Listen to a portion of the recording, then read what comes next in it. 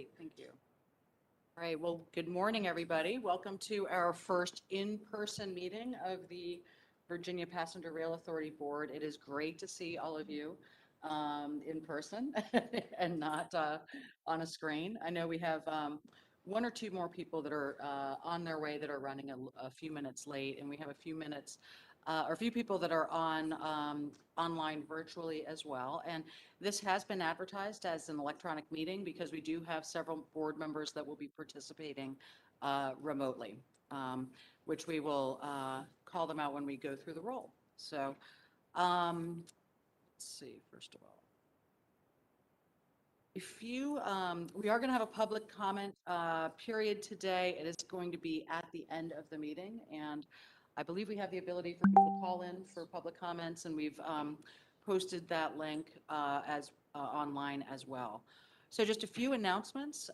In June, our Commonwealth Transportation Board did approve our 6-year plan for fiscal years 22 to 27, which includes 1.48 billion in state funding for the Transforming Rail in Virginia initiative. It does also include 84 million in additional funds for that were from the governor's budget this year for expansion on the VRE line as well, and 159 million for our Western Rail initiative. So with this action, it does officially commit a number of the state funds that are then also shown in our VPRA budget, which you all approved last month. So a good development for us as well. And they did also approve a procurement for surveying on the Buckingham branch. DJ's going to have an update for us later with a number of some updates on passenger rail volumes over the past month, as well as organizational items, an update on our capital plan, and financing as well. We are going to be, now that we are able to meet in person, we're going to be shifting our days for the upcoming board meetings, but also going to an every other month format. I think given the number of agenda items we have, it would work well to have a meetings in which we can come in the night before for those of you that are able to for dinner, just a social get together, and then a meeting the next day. So we're looking at the dates of, and we will send this out to you. But for those of you that are listening, July 26th and 27th, September 27th to 28th, and December 13th to 14th. But again, those are on Tuesdays. But we will send that out to you so you have that as well.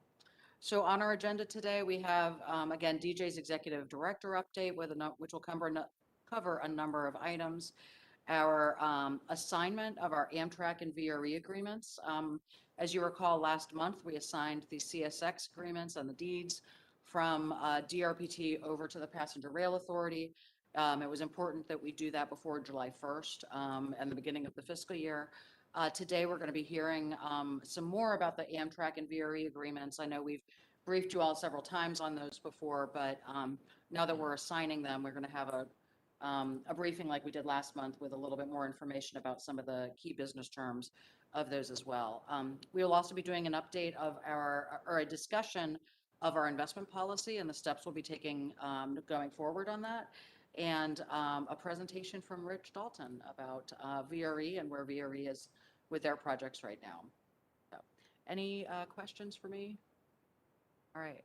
I think we need to do actually an approval of the minutes. And while we do that, actually, I'm going to ask you, Joy, to do a roll call vote as well so we know who is here and who's on the line also. So is there a second for the minutes? Would you go ahead and do the roll call vote, Joy?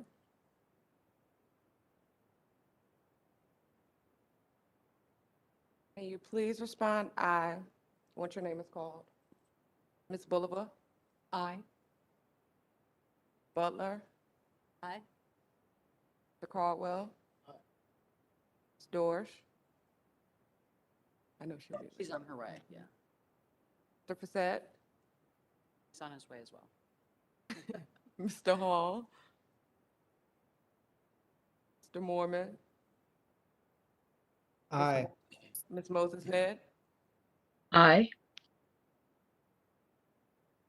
Mr. Nichols, I know he's doing. Aye. Aye. Mr. Sadid, Mr. Spore, Aye. Zimmerman,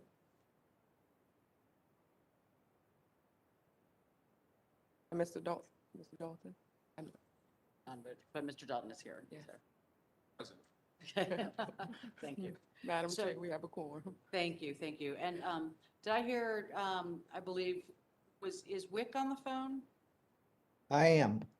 Great, I heard you, and I know I heard Mr. Nichols and Ms. Moses Ned as well. And I know that Mr. Facette and Ms. Dorsch are on their way. They should be here soon, so.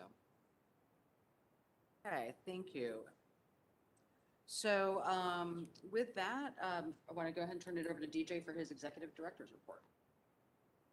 Thank you and good morning, everybody. It's good to be here in person. It's nice to see faces without the screen in between. So happy that this is the first of many in-person meetings. In the executive director's report, if we go to the next slide, and actually to the slide after that one, I'll be giving a few updates on what's been happening in VPRA. There is a lot going on. There is a lot to do on two different streams. Number one is setting the organization up, putting the policies in place, getting the team in place, and that takes a lot of our time.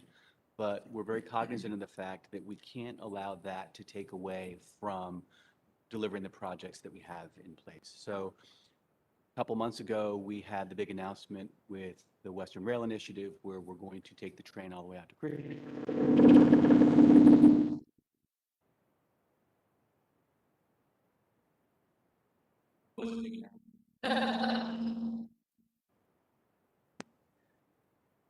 There are continuing negotiations with Norfolk Southern on that, and we hope to have those deals done by the end of this calendar year. Financial. We've started the alternatives analysis for where those stations are going to, where that station is going to be. It's in the nascent stages of the analysis. We'll be working with the community and the NRB authority out there to get a better understanding of what the station will cost and how it will impact ridership. So that work is underway. Just a little bit about Amtrak. During COVID, as I think you all know, Amtrak cut down a lot of its long distance frequencies and its state frequencies. As of the first week of June, they've brought those long distance frequencies back. So we're starting to see ridership roll back, as we'll talk about in a minute. Additionally, they are continuing their COVID protocols, so they continue to provide a safe form of transportation for all of the passengers, long distance and state supported. In an effort to get passengers back, we are participating with Amtrak in a pretty significant marketing event between now and the end of the summer, traveling over the summer. We're cutting fares up to 35% nationwide, which we think will really get folks back to the train. Anybody that has traveled over the last month, airports or train, it's getting crowded. People are anxious to travel. People want to get out of their houses and go places, and we want to make sure that they're considering the train as one of those options. On the project side, we did get the RFP out for the PE, the preliminary engineering for the Franconia bypass, which is a big project that will take folks from one side of the right-of-way to the other in the Springfield area. That was scheduled to go out in July. We actually got that out early in June, so knock on wood, we're ahead of schedule on that. We intend to stay ahead of schedule. Those bids are due the second week of July, and you'll hear more about that in future meetings. From a staffing point of view, we have hired, you knew last time we had the COO, Mike McLaughlin, who you'll hear from in a couple moments, Steve Pittard, the CFO, who you'll hear from after that. We've also hired a controller, Ashley Nussbaum, who was previously at DRPT, is our controller, and we're thrilled to have her on board. We've also hired a director of human resources, who will help us with a lot of our policies and our talent acquisition. That candidate starts on the 10th of July, and you'll meet her at the next board meeting. And finally, we've got a chief administrative officer who we have been interviewing, and we're in the final stages of those interviews now, and we hope to have a selection sometime in the next. So we're moving forward both on the project fronts and also on the staffing front. We feel good about where we are. Any questions? Yes, ma'am. It's great to hear all of that progress happening. And I'm wondering, and I'm sorry I can't recall if this was in early documents or not, but if the authority has or will be working to create a diversity and inclusion set of goals in hiring and in procurement, given staffing up and the investment that's happening would be a great opportunity to ensure we're allowing everyone to benefit, minority and women-owned businesses as well. Absolutely agree. And we do not have that policy in place yet, but that's one of the first policies that we'll be putting in place. Right now, the only policy, I guess we have a couple. We've got the Human Resources Manual that we're going to have to bring back to the board with a few tweaks. We also have a travel policy to reimburse for individual employee travel. But when the Chief Administrative Officer comes on board, we will have that list of policies and prioritize. The diversity policy and also sustainability. Those are two items that are very important to me personally. Sure that those are among the first to be. Thank you. Any other questions before we move on? Okay, next slide, please. Here is the current organization. We've worked hard with Director Mitchell and also the executive team that's in place now. This is a high-level view of what the organization will look like. Right now, there are a lot of boxes that represent functions, not necessarily people. So there are some places where that box will be one person, some places will be multiple people. There are also a couple places where it will be a portion of a person's time as we continue to. A lot of how this organization will size out depends on how we choose to deliver the projects. For example, we put a lot of the project management on a consultant, we'll have fewer people in the actual VPRA organization. No one contemplates hiring the construction folks within VPRA. We're not going to have people, driving backhoes and doing that kind of work. But the staff will range anywhere from 40 to, let's say, 80, depending on how the project management evolves. So more to come on that. But this page that you're looking at here is a high level of the direct reports on the executive team. We've got the COO and the CFO that we've already talked about. The Chief Administrative Services, which, as I said, we're in the final stages of interviews. And then we're also going to have a Director of External Affairs that will work with our government affairs and our marketing as far as our media relations, not our marketing, like track marketing with pricing and those kinds of things. That'll be under the COO. But really with the getting the word out. As we talked a little bit earlier, we have been blessed with some very good press across the Commonwealth with the work that we are doing and also with the positive benefits that passenger rail brings. And we need to make sure that we continue that good news being out there. Talking a little bit, I'll go actually from right to left. Under Administrative Services, we've got the Procurement Manager, we've got the Director of Human Resources that I talked about earlier, and then also, it's a little confusing. It says General Counsel. We don't intend to have a General Counsel, but that is the function that is going to interact with the Commonwealth's Office of the Attorney General. They're going to be our support. This section here is just our liaison with those folks. We talked about external affairs. The CFO under Steve will have the IT management, also the budget and financial programming manager, the controller, Ashley's on, and then a finance manager. That'll be the true nuts and bolts of our accounting and finance. And then the big part of the work will take place under Mike's group, the COO. We've got the planning group, we've got the Director of Engineering and Construction, and then we've got the Rail Services group under Mike that will deal with all of our contracts and all of our agreements, our real estate, our relationship with Amtrak and those folks.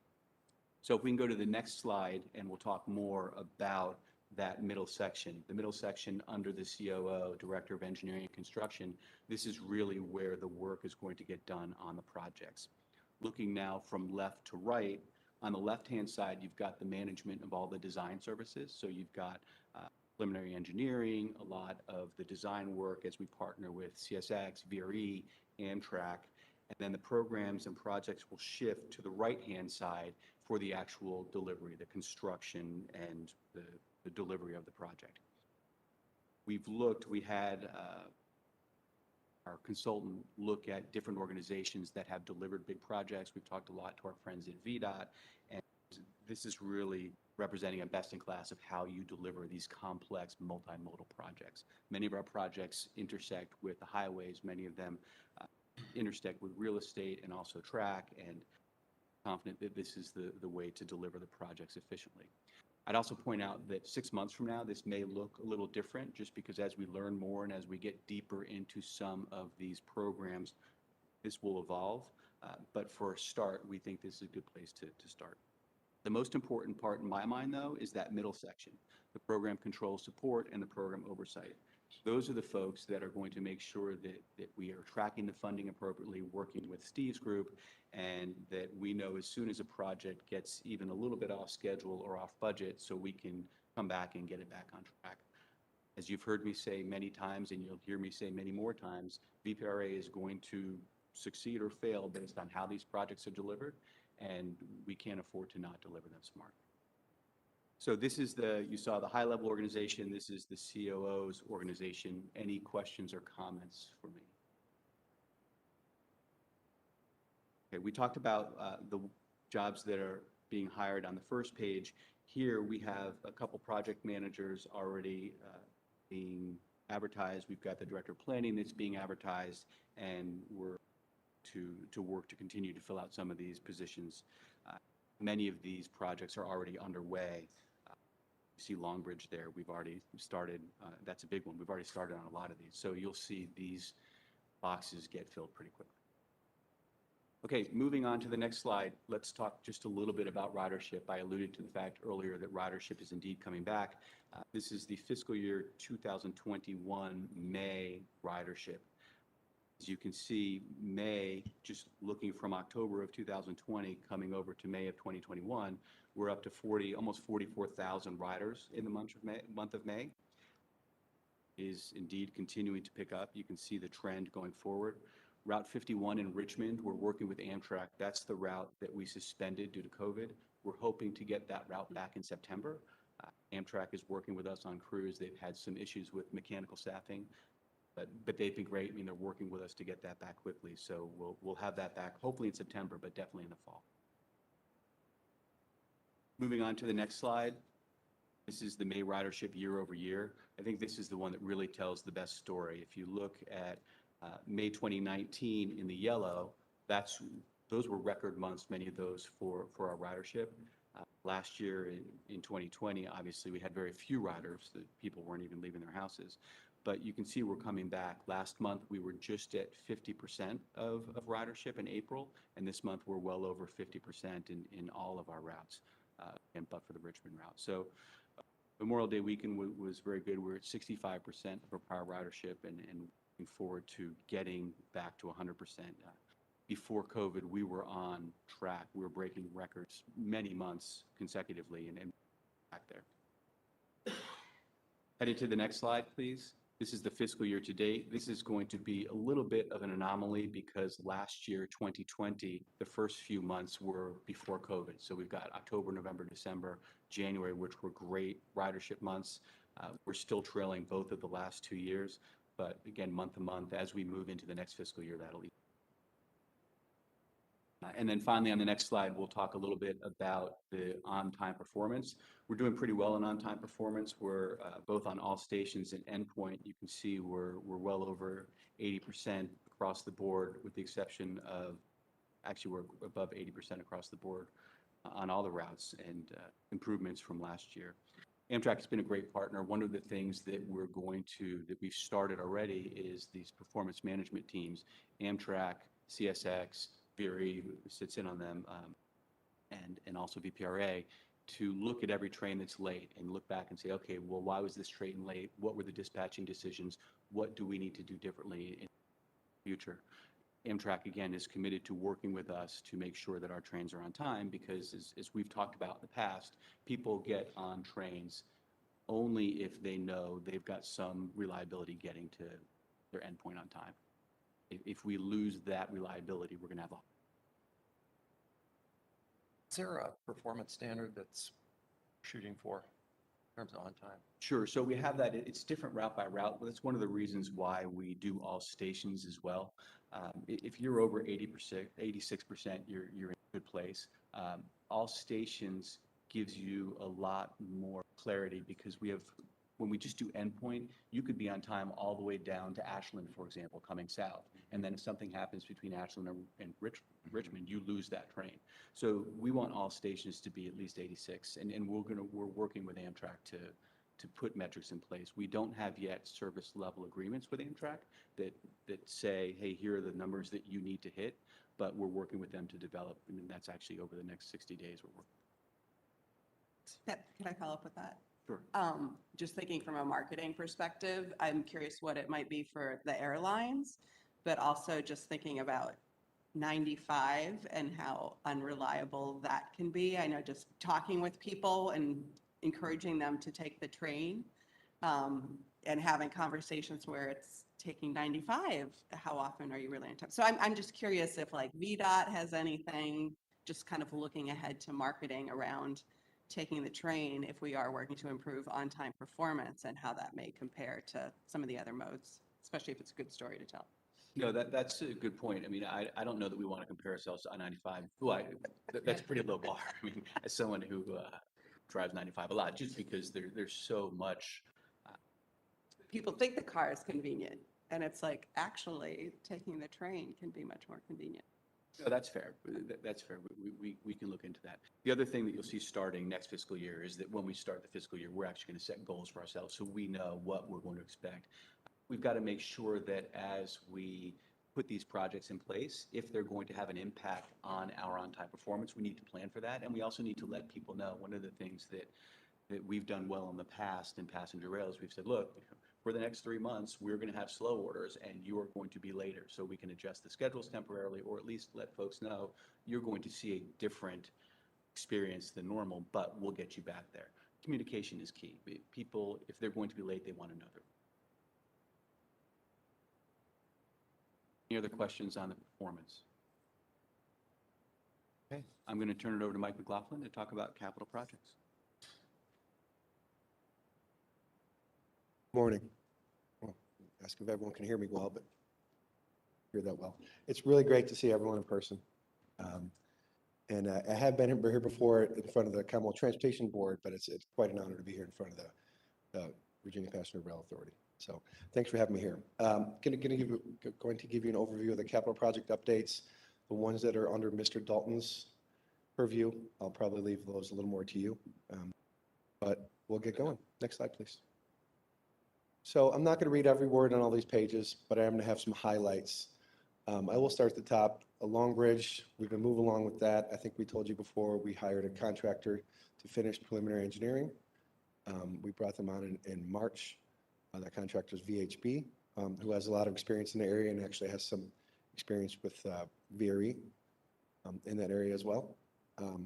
That's moving along well. Alexandria Fort Track, which is being coordinated with VRE and Mr. Dalton's group with regard to Crystal City Station, because that is within the Fort Track area, is moving forward. That is CSX will have that responsibility. That Fort Track is being laid on their part of the corridor. If you recall, north of Alexandria, VPRA is getting the west side of the corridor, and the room and to build in this area is on the east side. So this will be on the CSX side of things. They are leading construction on that. Franconia to Lorton, third main line, CSX is also leading that construction. Project authorization notice, in case you're wondering what that means, since CSX is leading the construction, that is an agreement we'll work out with them so they can then move forward, continue to move forward on final design on many of these projects. A big highlight here is the Franconia Springfield bypass, which I already mentioned. We're getting the west side north of Franconia. We're getting the east side south of Franconia. To make the transition smoother for the passenger trains, we're building a bypass so the trains can go up and over the freight conflicts below. That we had a RFP for preliminary engineering released on June 6th. That's currently in procurement. This means proposals are due July 14th. Since it's in procurement, I can't say much more than that. But that is one that we had actually promised to get that out by July, and we met that timeline. The next two are interesting, and that Chairman Bullivan might be familiar with, Newington Road and Route 1. We are working with Fairfax County. Those are two narrow roadways underneath the CSX right-of-way. And this is a corridor where we're planning on building a third track, but we're actually going to build, instead of just building an extra one-track bridge, we're going to build an extra two-track bridge. So we'll have two two-track bridges. So we're building 4 tracks over both Newington Road and Route 1. You may recall when we briefed you before on the agreement with CSX, the corridor, for the most part, from Washington DC to Richmond can has the envelope for a 4-track corridor. So in certain locations, and you might see this again in the future, in certain locations where it makes sense to build the 4 tracks, we're going to do that. So we're doing that at both Newington Road and at Route 1. Again, there's a 2-track bridge right there now. We're going to lay another 2-track bridge next to them, both at Newington and Route 1, and CSX will be leading that with us. By the way, anytime it's a project lead, that doesn't mean they're doing it by themselves. You're going to hear probably me use the word team effort a lot today. That's going to be a team effort. They're going to be working with Fairfax County because they're going to be working with Amtrak, VRE, and us as well. We have a lot of coordination going on between all the parties, but they will take the lead. CSX will at those 2 bridges. Those very narrow, and those are benefits to the whole Commonwealth because we'll be widening the passageway for vehicles underneath, and not just cars, but bikes, bus rapid transit. There's some initiatives at Route 1 in the future in Fairfax as well for that. So next slide, please. And Mike, just to elaborate, we've been partnering with the counties and VDOT on funding for those roadway related elements.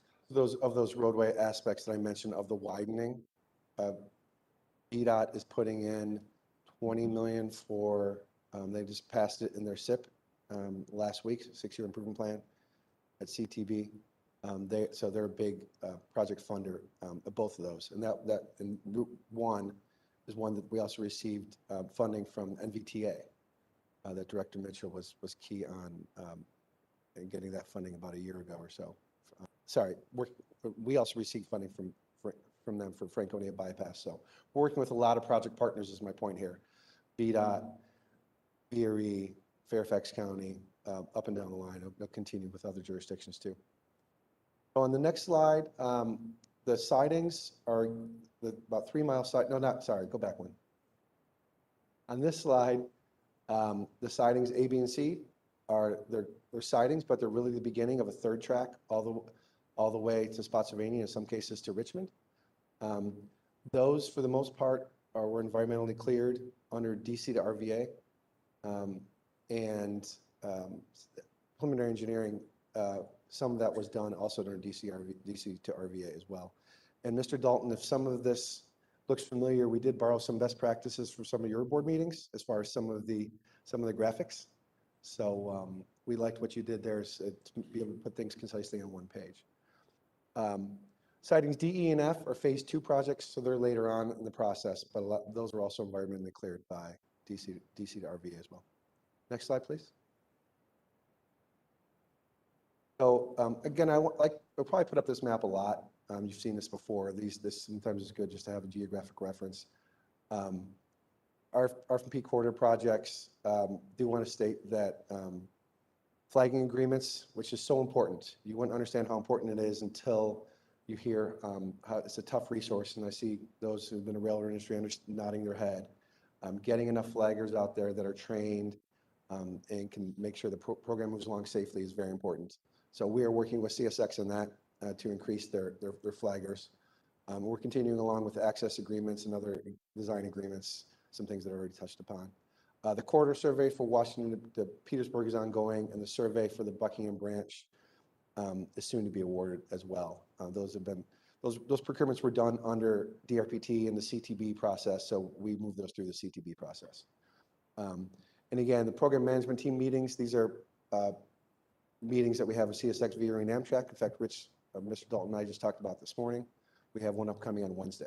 Those are monthly meetings, and we'll also have technical committee meetings that'll accompany those as well. Next slide, please. So just want to show you some pictures of some things that are going on out in the field. The survey work is going, and geotechnical work is underway for Long Bridge. And yes, that bridge is, while it might need a paint job, it is safe, and the CSX, that is the CSX bridge, we'll be building the new bridge right next to it. So we'll be continue to show you pictures from out in the field. The next slide, please. And one of the other early works projects going on is Alexandria 4-track. Many of you have probably gone along the airport access road and didn't even think about the rail line underneath it, But at the south end of Crystal City is an airport access road that goes over the CSX corridor. And one of the first projects, we're meeting an FRA USDOT deadline for early works projects. We call it the crash wall project. We want to build a crash wall around the airport access road. That work is ongoing, as you can see. So it's just beginning the construction phase. And the design was revised to account for an existing storm sewer. There was a location that was unanticipated. And these are kind of things you might see. I see Mr. Dalton nodding his head, see up and down the corridor. So we do build these contingencies in, both time-wise and money-wise, into the system. And our engineers tell us that this is not a big issue. We'll be able to move forward and meet our deadlines. So next slide, please. Franconia Springfield bypass, just want to highlight this a little bit, show you some pictures. Like I mentioned, it's the bypass. If you're going from south to north, it'll carry the passenger trains on the east side over to the west side. For those of you who know where the VRE stations are, that makes a lot of sense. If you think about Brook and Leland and stations like that, they're on the east side, south of Franconia. And if you think about the Crystal City and L'Enfant stations, they're on the west side, north of Franconia. So it makes sense the way we've laid it out. Again, the RFP went out in June. Proposals are due back soon. The bypass will be just under a mile. Next slide, please. We already talked about sightings A, B, and C. Again, we just want to give you a geographic reference to put them up on a map. We talked about these earlier. Next slide, please. Moving on to some other areas. The Western Rail Initiative that was mentioned earlier by remarks by Mr. Stadler and others. There's 3 major projects, construction projects for the Western Rail Initiative. Nokesville to Calverton, which is just southwest of Manassas, building 7 miles of double track. Norfolk Southern will be leading that project. And that is an important project for fluidity, both for freight trains and passenger trains. We'll be adding, as part of this agreement, assuming we do come to definitive agreement, like Mr. Stadler said, by the end of the year,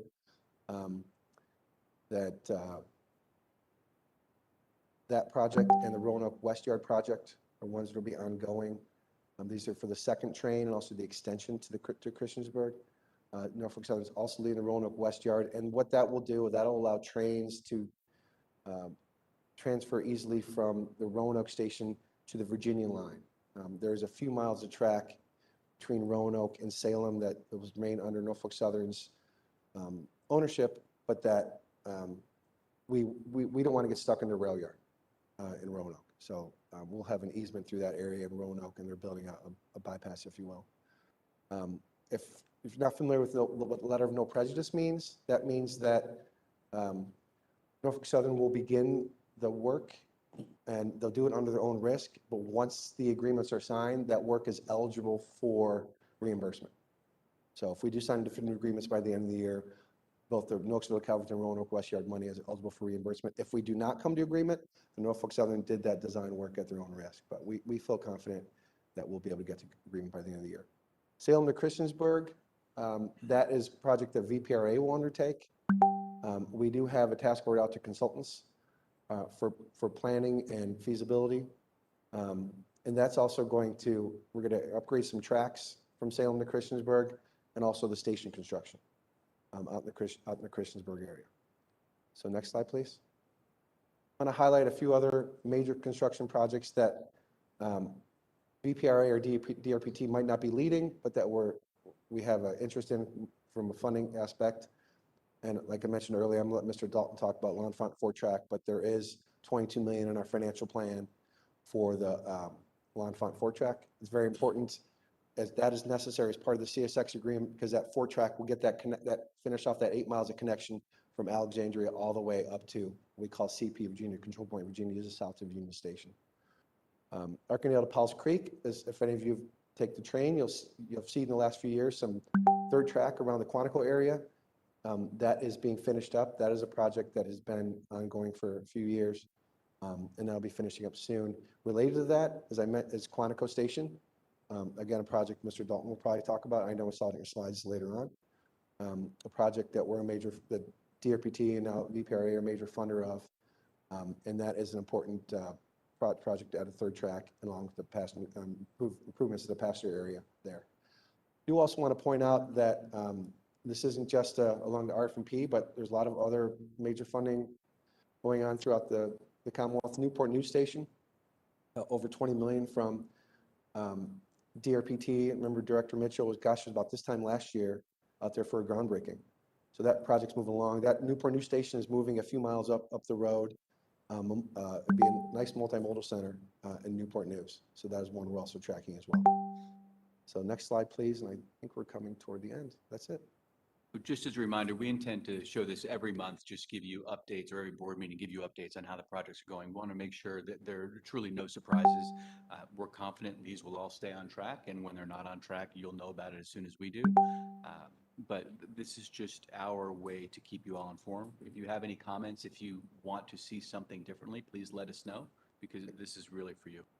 So any questions for Mike? Projects? And we truly do mean it. Last month, we said that we showed you the capital project update for the first time. You've seen a lot of changes already. And if you have any other ideas, we're happy to take that constructive comments and make it better. And before Mr. Pittard comes up, I do just want to say hello and recognize Mr. Frissett for being here, and also Mr. Hall, who's joined us as well. So good to see you all. All right, now Steve Pitter will give us the financial update.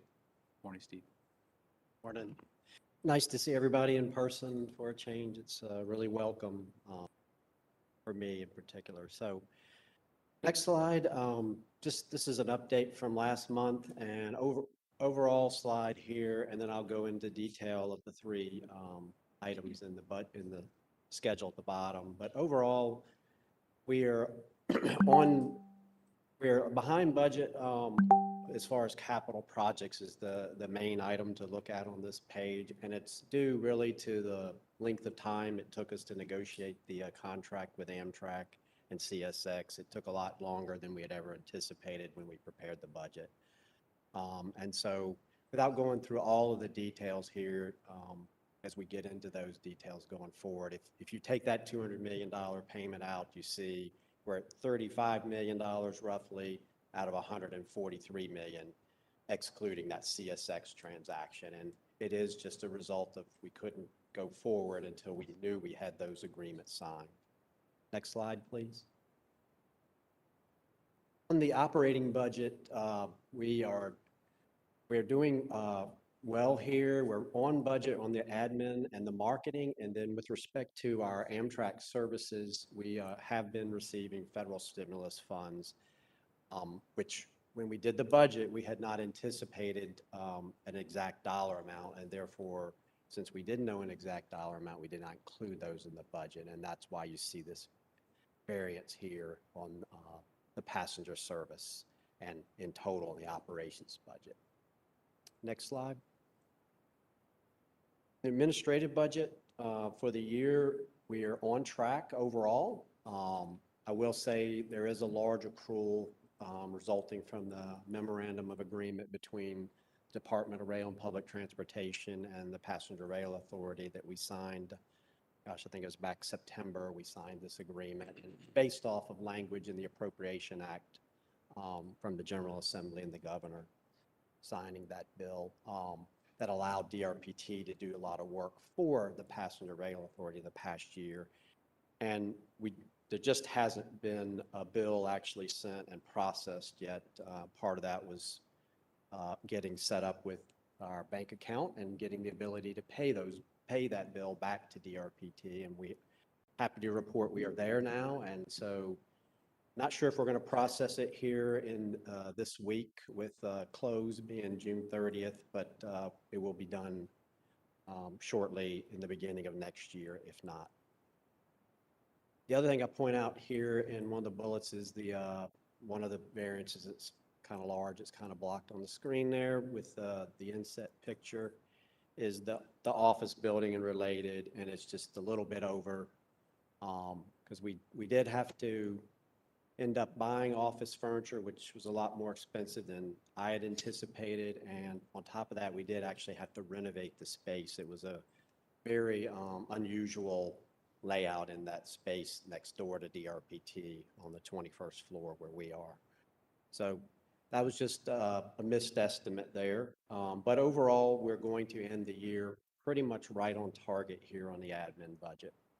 Next slide, please.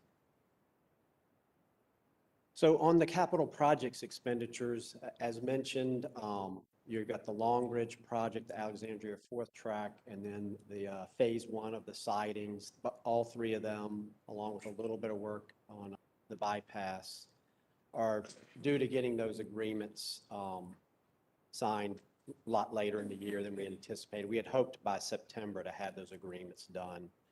So that's what you see, those variances at the top part of the schedule. And then as we move on down, you see there is a $10.3 million variance where we're over budget. And that was due to we did not have the transactional cost included with the right-of-way purchase for CSX, which attorney's fees, there was a large recordation payment, not in Virginia, but in DC, and we are working with DC now to hopefully have those funds returned to us, but it is included in this analysis now.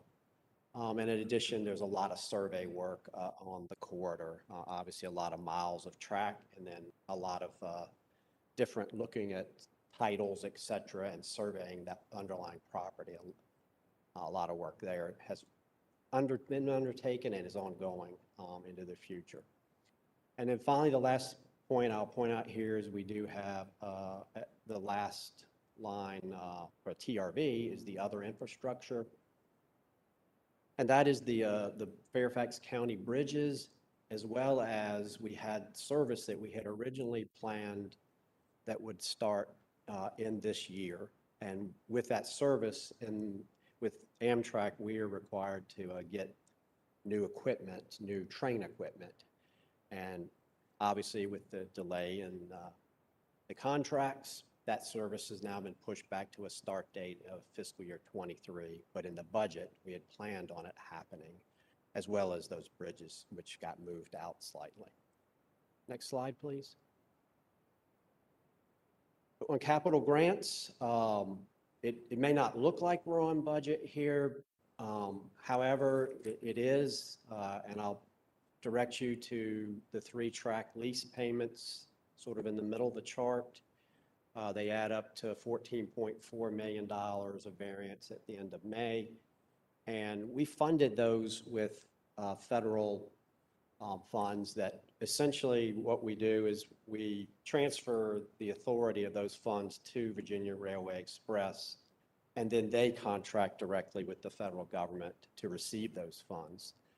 And therefore, none of those expenditures actually run through our financial records. However, from a budgeting perspective, they were funds that you had authority over, so we wanted to include them in the budget to get your approval for allocating those funds.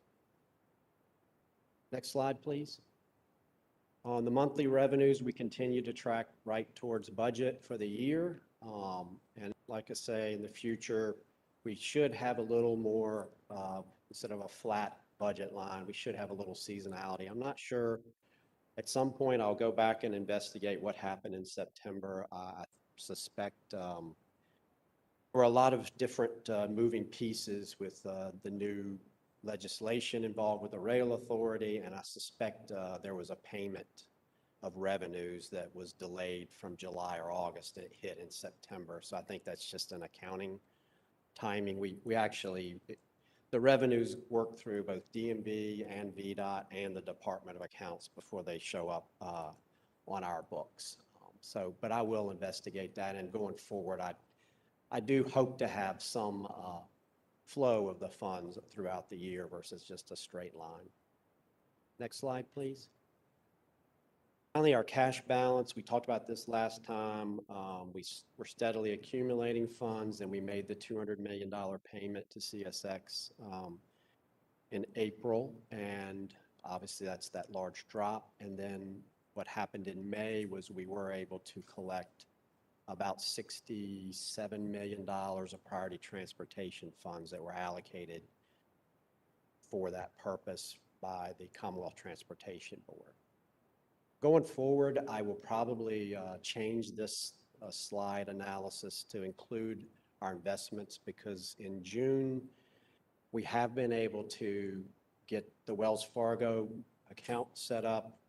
And on top of that, we've transferred all of the funds from the general account of the Commonwealth and moved, as I told y'all before, we're sitting at a balance about $5 million in our operating account at Wells Fargo, and the remaining funds that you see here are now in the local government investment pool with the Treasurer of Virginia, as we had talked about previously.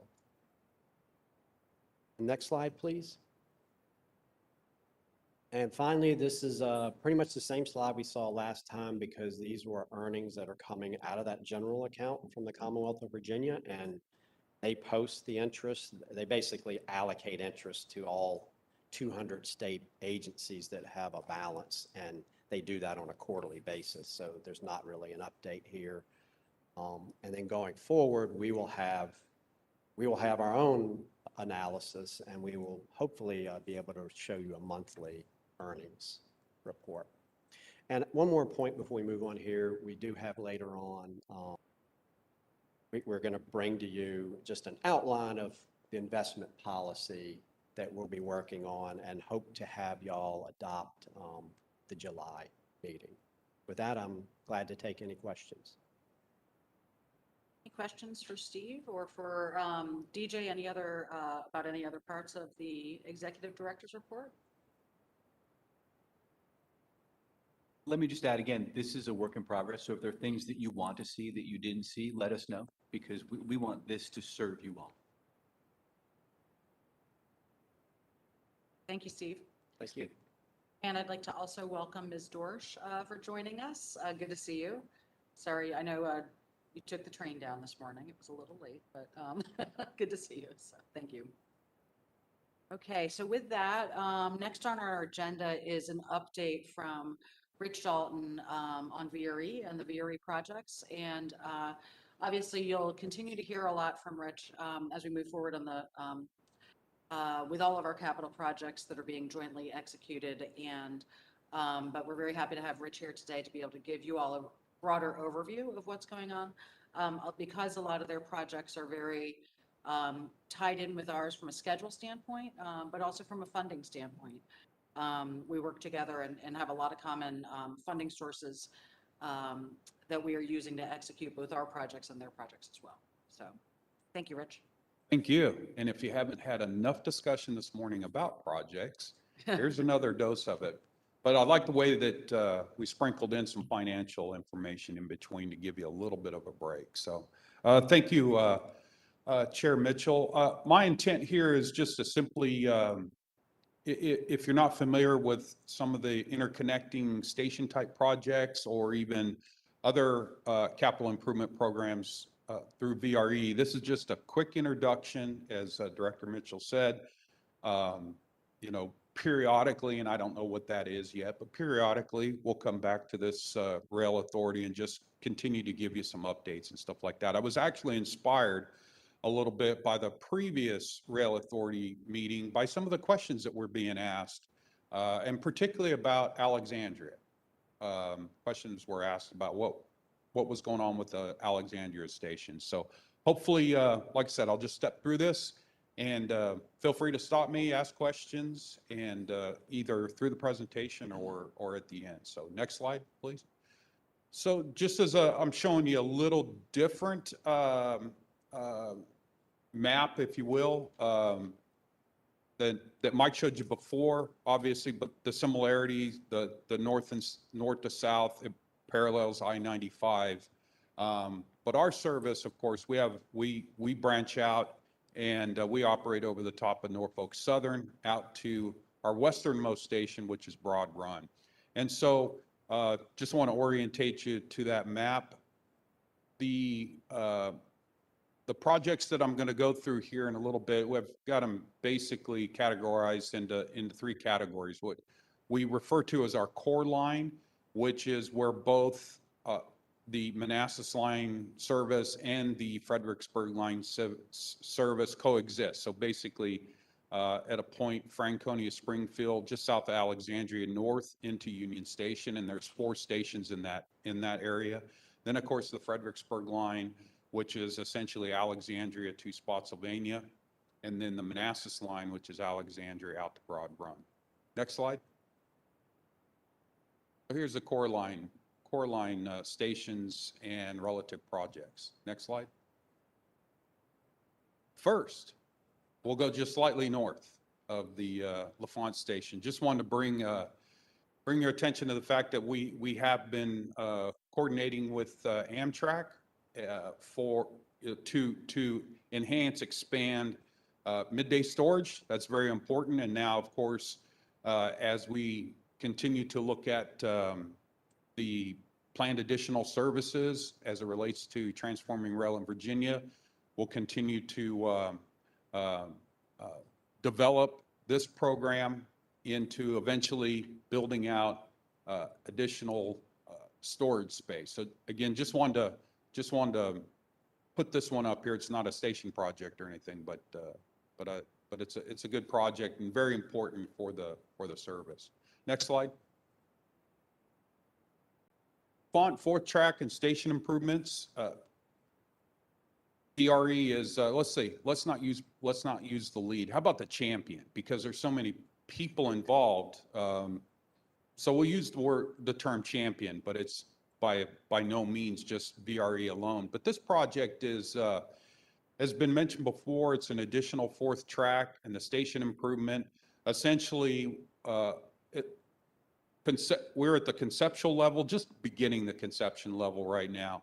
And essentially what will end up is we'll have longer platforms and we'll be able to access that station platform from both sides. And we're also looking at enhanced access points to the station as well. Next slide. Crystal City station improvements. This is a project that, well, essentially we do have a Crystal City station. This concept here, this plan here is to relocate that station about 400 yards south of the existing station. The current station was constructed essentially in the backbone of an S-curve, and so there's not a whole lot we can do with expanding that platform. So this is a relocation. We are moving from essentially 30% design into the 60% design phase. I will say that a major element, if you will, of this station could be the connection between this station and Reagan International Airport. Also, and it's somewhat early, but there's some discussions as it relates to making this an Amtrak stop as well. Slide. Here we go. Alexandria Station Improvement Project. So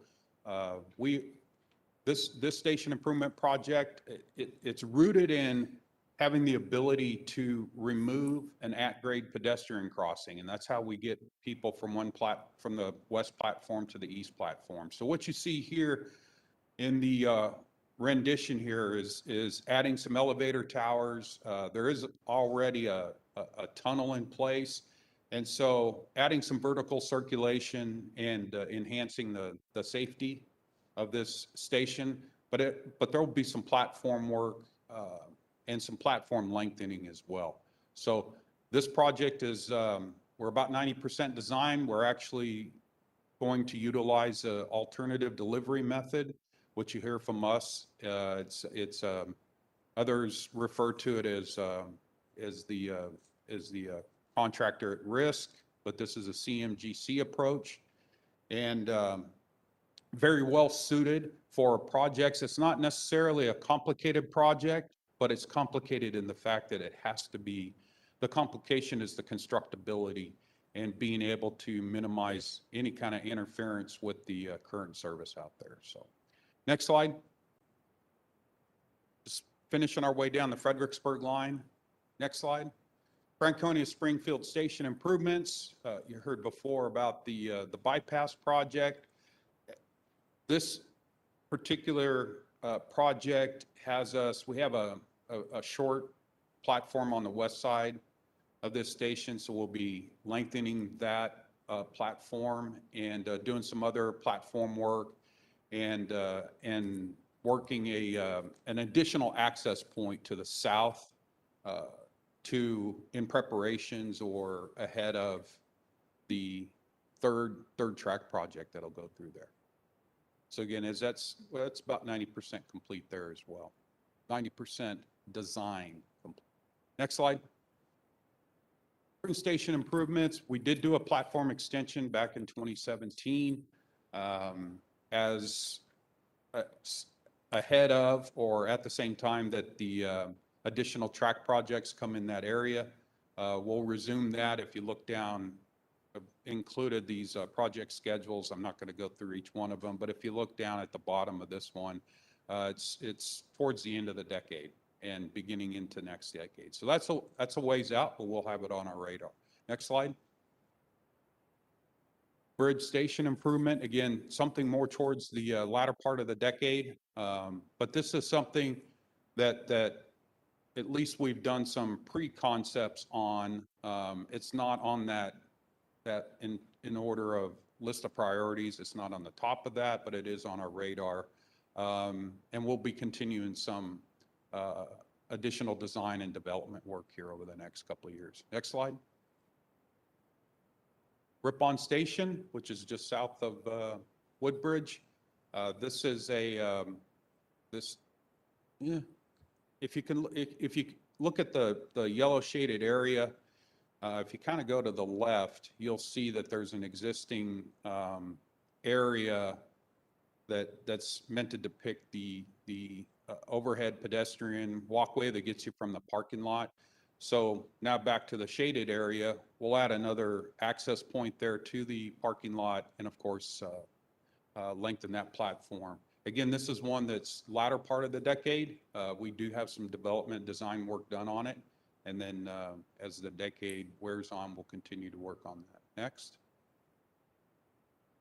Potomac Shores, this is a new station. This station is design for this station is nearly completed. As the bullet says up here, we're tentatively scheduled for the fourth quarter of this year to start construction. Now this station is being built by the developer. And of course, we're working very closely with the developer and VPRA staff, CSX, to make this one happen. And then this station will end up becoming a VRE station. So look forward to that one getting going here. Next slide. Quantico Station improvements. This project is, we've awarded a construction contract for this. And as previously stated, this project not only is to construct an improved station, but also finishes tying in that third track for the Arkandale-Powell's Creek project. As you can see, like I said, we just set up our construction camera, which means we're about to do something out there. And just as a side note, we put construction cameras out at our sites where we're doing physical improvements. And if you go on the VRE webpage under the project page, for any project that has a construction camera up, you can click on that project. You can look at that camera, and it does have some time-lapse features on that as well. So anyway, just a little plug for the team that put the construction cameras up. Yeah, we're excited to, if not just for the station improvements, but finally get that third track tied together. So next slide. The next two station, Brook and Leland, these are platform extensions and being able to enhance the station such that it will accept the additional third track through the area. When that will be constructed, again, looking at the project schedule, that's more towards the end of the decade. Next slide. Similar. Leland Station. A little bit sooner on the schedule than Brook, but again, platform lengthening and accessibility, essentially become an island platform. Next slide. Fredericksburg Station rehabilitation. This project is about 90% complete on the design side. We anticipate getting out there and doing some, hopefully start the construction work on that later this year.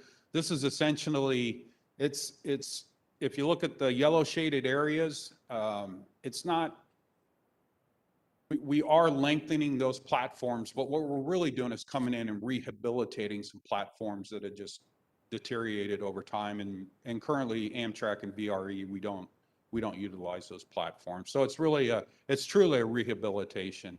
We're also, if you look at that shaded area to the left, kind of hard to pick out, but on that east side platform, or the bottom left yellow shaded area, we're also adding an access point for the platform. And currently, and particularly at the peak of our peak, when people get off at this station, they end up getting off, and if they're not going over to the parking lot to the right, they're going to parking lots to the left, and they end up crossing a pretty busy street. So we're hoping to minimize any pedestrian and vehicle interaction there. I think that'll be a big improvement. Slide. And then just like I started at the midday storage end, at least on the Fredericksburg line, and at the maintenance and storage facility out at Crossroads. We do have a major project going on out there right now that's under construction, about a $55 million project that's constructing a life cycle maintenance and overhaul facility for us. Plus we're expanding tracks out there as well. Got a couple more years left on that project timeline, but that's going to be a huge enhancement for us on the rolling stock maintenance side. Next slide. We'll just hit a couple of projects on the Manassas line. Rolling Road Station improvement. This is a platform extension, and it's also a rehabilitation of the existing platforms. A lot of these stations were built getting pretty close to about 30 years ago. So as we extend platforms, we're going back in and rehabilitating them as well. Similar to the Lorton Station project, when we're all done, it'll look relatively new. So this project is under construction, and if you want to go look at it, guess what? We have a construction camera for this one too. It's up on the project page. Next slide. Just some renderings of the Manassas Park parking expansion project. This will include a parking garage at our Manassas Park station, and hope to be into construction on that project next year. Next slide. Broad Run expansion was mentioned in your finance report, but this project has multiple elements to it. We are expanding the existing maintenance and storage facility, lengthening some tracks. We are relocating the station platform itself, and then if you look at the light blue shaded area off to the right there, that'll end up becoming some, at least initially, some surface parking for us out there. So lots of things happening around our Broad Run complex. Next slide. Questions? What do you think? Lots going on, huh? A lot going on. Thank you. And I appreciated the extra Alexandria info. I do have a few questions for you though. First off, and maybe Jay, you have some answers to this too. I was curious with the Crystal City station. I know with Amazon and the big 100 million commitment they made last week with WMATA around affordable housing and really kind of focusing on Crystal City. I can't tell from this how or whether the station there fits in with some of the new redevelopment and efforts around Crystal City. So I was curious about that. But a bigger question I have is with all of these, there's just lots of parking. And I'm curious if there's any multimodal connections that are happening at the stations. And if so, what that could maybe inform us as we think about other stations along these corridors, and kind of if you've learned what's helpful to think about that with this design or not. And also if you're looking at solar or any other things, just with all that asphalt that's there with with the parking stations? So those are my two questions.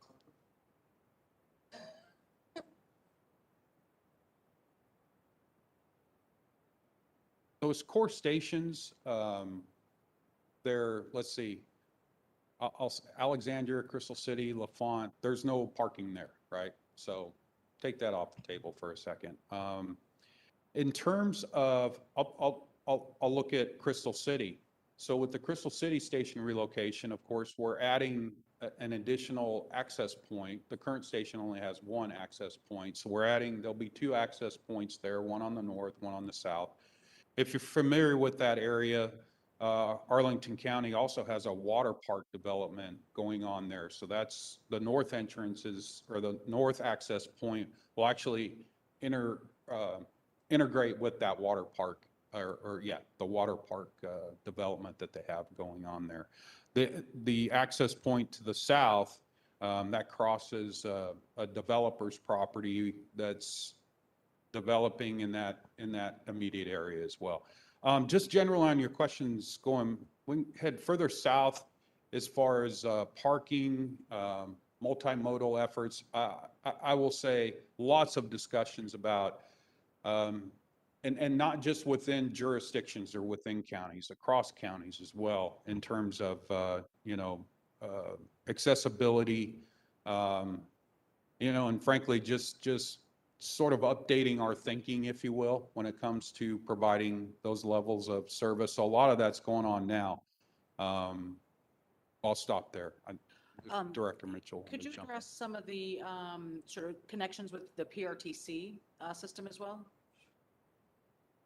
We at several locations, I'm not going to list them all off, but we do, with our, with the Potomac Rappahannock Transportation, or specifically OmniRide, we have a lot of connections with them, either directly at the stations or through commuter lots. And then I will never forget, or I can't forget Fred, Fred Bus. They connect that area to our southernmost stations as well. And the answer as well about the coordination with Crystal City is there has been coordination with Arlington County, JBG, the developers that are also developing the Amazon-related properties, as well, to make sure that both the Crystal City Metro Station that's advancing, the so-called CC to DCA, pedestrian walkway as well, that those are all being coordinated from a design standpoint with the VERI Crystal City Station too. Well, and on the multimodal connection access issues, I would find it useful. I don't know if other board members would, but like really, what are some best practices or things that we've learned? I'm thinking, here in Richmond, we've had opportunities to comment on the Richmond Regional Transportation Plan. And I've been looking to see, are we doing enough in this region, or what could I be suggesting as our MPO is looking at how to allocate a lot of money in this region over the next few years? And we're all in different parts of the state, and I'm sure we all have regional transportation agencies looking at this. So it would just be useful to know, are there some rules of thumb or things that we could be looking or checking for in our role as good board members to make sure we're doing what we can to facilitate that? So if it's thinking about, the transit connection and design or some of those other pieces, I at least would find that helpful. I don't know if others would too, but great to Maybe give it's me lessons you've maybe learned. it's an opportunity to just take that topic by itself, one of the next upcoming meetings or something like that, and Absolutely. just zero in on that and brief everybody up on that. And I'd be more than happy to help out with that. Yeah, no, absolutely, we could do that. Your meeting. Jay? Yeah, let me just follow up with a question on that, Rich. Back to Crystal City. I was on the board when before I left, where the discussion of where the platform should be, there were options, and I think that all got dealt with, but none of us were really talking about Amtrak at the time, or even the pedestrian bridge very seriously. That pedestrian bridge is incredibly interesting and exciting that it's going forward. Back to the Amtrak side of this, you use the term could. What keeps that from being will? And I'm happy to start with that at least. We are coordinating with Amtrak on the design of the Crystal City Station so that it will not preclude an Amtrak platforms in the future. It is something that we are very interested in, they are very interested in as well. It's not funded at this time, but Rich and his team, Mike and our team, and others have been in regular coordination with Amtrak staff. They've been reviewing our designs at the station and VRE's designs to make sure that we can accommodate an Amtrak station there in the future. Obviously, with the level of employment that's projected there and the potential pedestrian connection over to the airport as well, provides a huge opportunity from a regional standpoint to have some very good multimodal access there that would benefit really citizens across the state to have that there.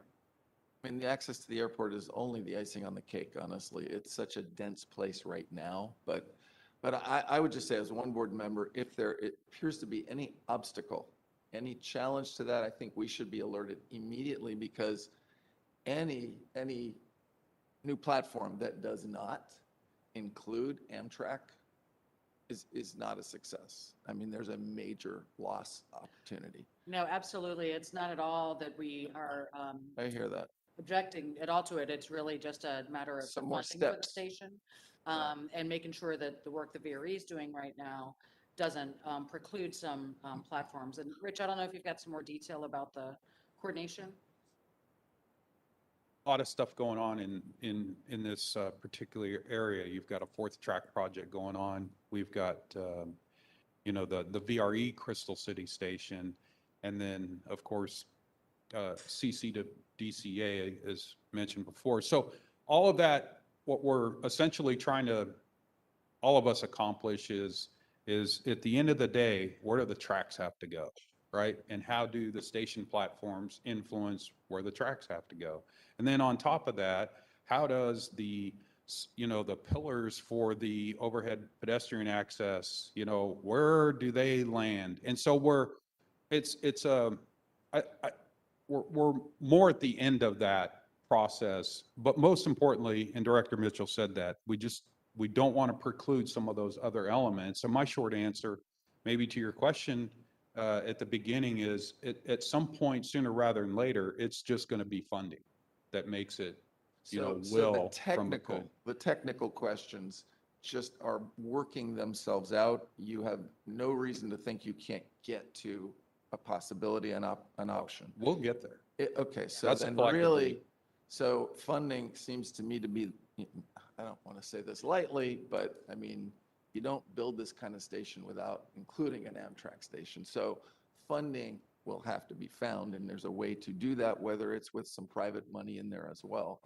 But just, I would really appreciate that we just be kept informed, especially should there be any challenges to and ultimately getting to yes. Absolutely. Yeah.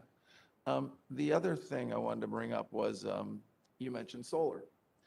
And, you know, that's a rather a passion of mine. So anywhere that we have large parking lots, there's an opportunity for a PPA or canopies, solar canopies over large asphalt parking lots.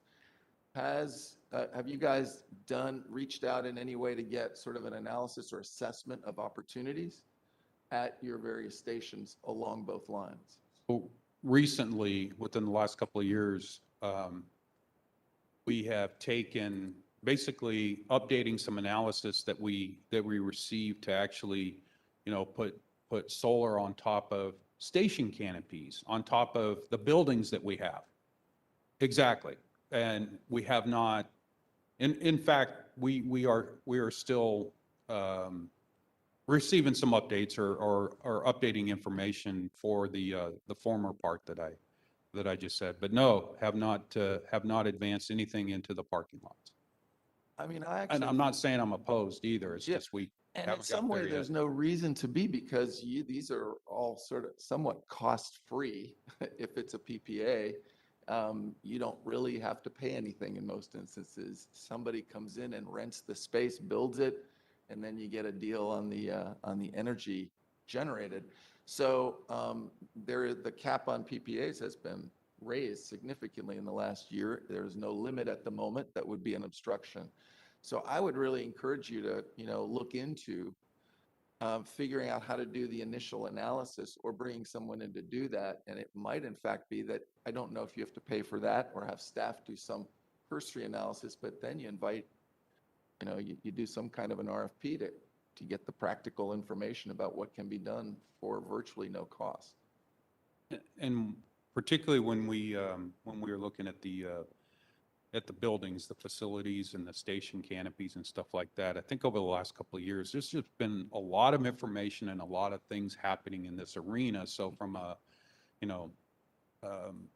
from a resource standpoint or whatever, it's a pretty small lift, I think. So no, I appreciate that input. Thank you, Rich. And I have one other thing, and that is looking at the map. I realize I haven't been at almost all these stations. Okay, it's a little embarrassing being a board member and not having been at hardly any. I look at the Broad Run station, which I've heard about forever, and I've never been. And I see there's hardly any development there, right? Like buildings, no town, no. So two pieces. One is I would take advantage of some kind of a tour, maybe for others here as well, because I know Sharon probably knows every inch of these things because she's the mother of the VRE, but I have not. And at some point where it might be convenient to actually take some time and actually be on the ground so that it's not just a picture to me, and have a little chance to ask some questions.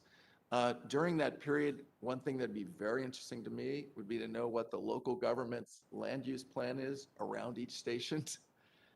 Because what will help us succeed is people. And if we've got the land, then part of what we're trying to encourage is mixed use development nearby so people can actually walk and get there and have a reason to take VRE or Amtrak, in other instances. So to the degree y'all can think about that and figure out in the future how that might be possible, I know I would benefit. If I may, I actually think that's important not only for the VRE stations, but also for the other Virginia stations, and even more importantly, for some of these big projects, because you see the maps on paper and you say, oh, that makes sense, but until you actually walk them, like New River Valley, we walked where the stations could be, you can really see in your mind, oh, there are people here and there aren't people there. This is what we should do. It's incredibly helpful. We need to. And I'm going to offer Rich up as well, to take it to, certainly, Rich, if you can coordinate with some of the board members on any tours opportunities as well. I had the opportunity several years ago to do a tour out of Union Station and looking at all the station areas. But even the opportunity to go see one-off stations at a time is great. I know that in the future, we actually would like to start being able to move around our VPRA board meetings as well, and potentially combine those with some site visits of local rail facilities. We're still working out all of our logistics in terms of sort of in-person and hybrid meetings. But in the future, we would expect as well to be able to do some other meetings around the state where we can also go look at some rail facilities too. So, but yeah, please, Rich, if you have an opportunity to work with the board members for tours of any of your facilities, that'd be great. Absolutely. Great time of year too, to get out and about like that. Right now.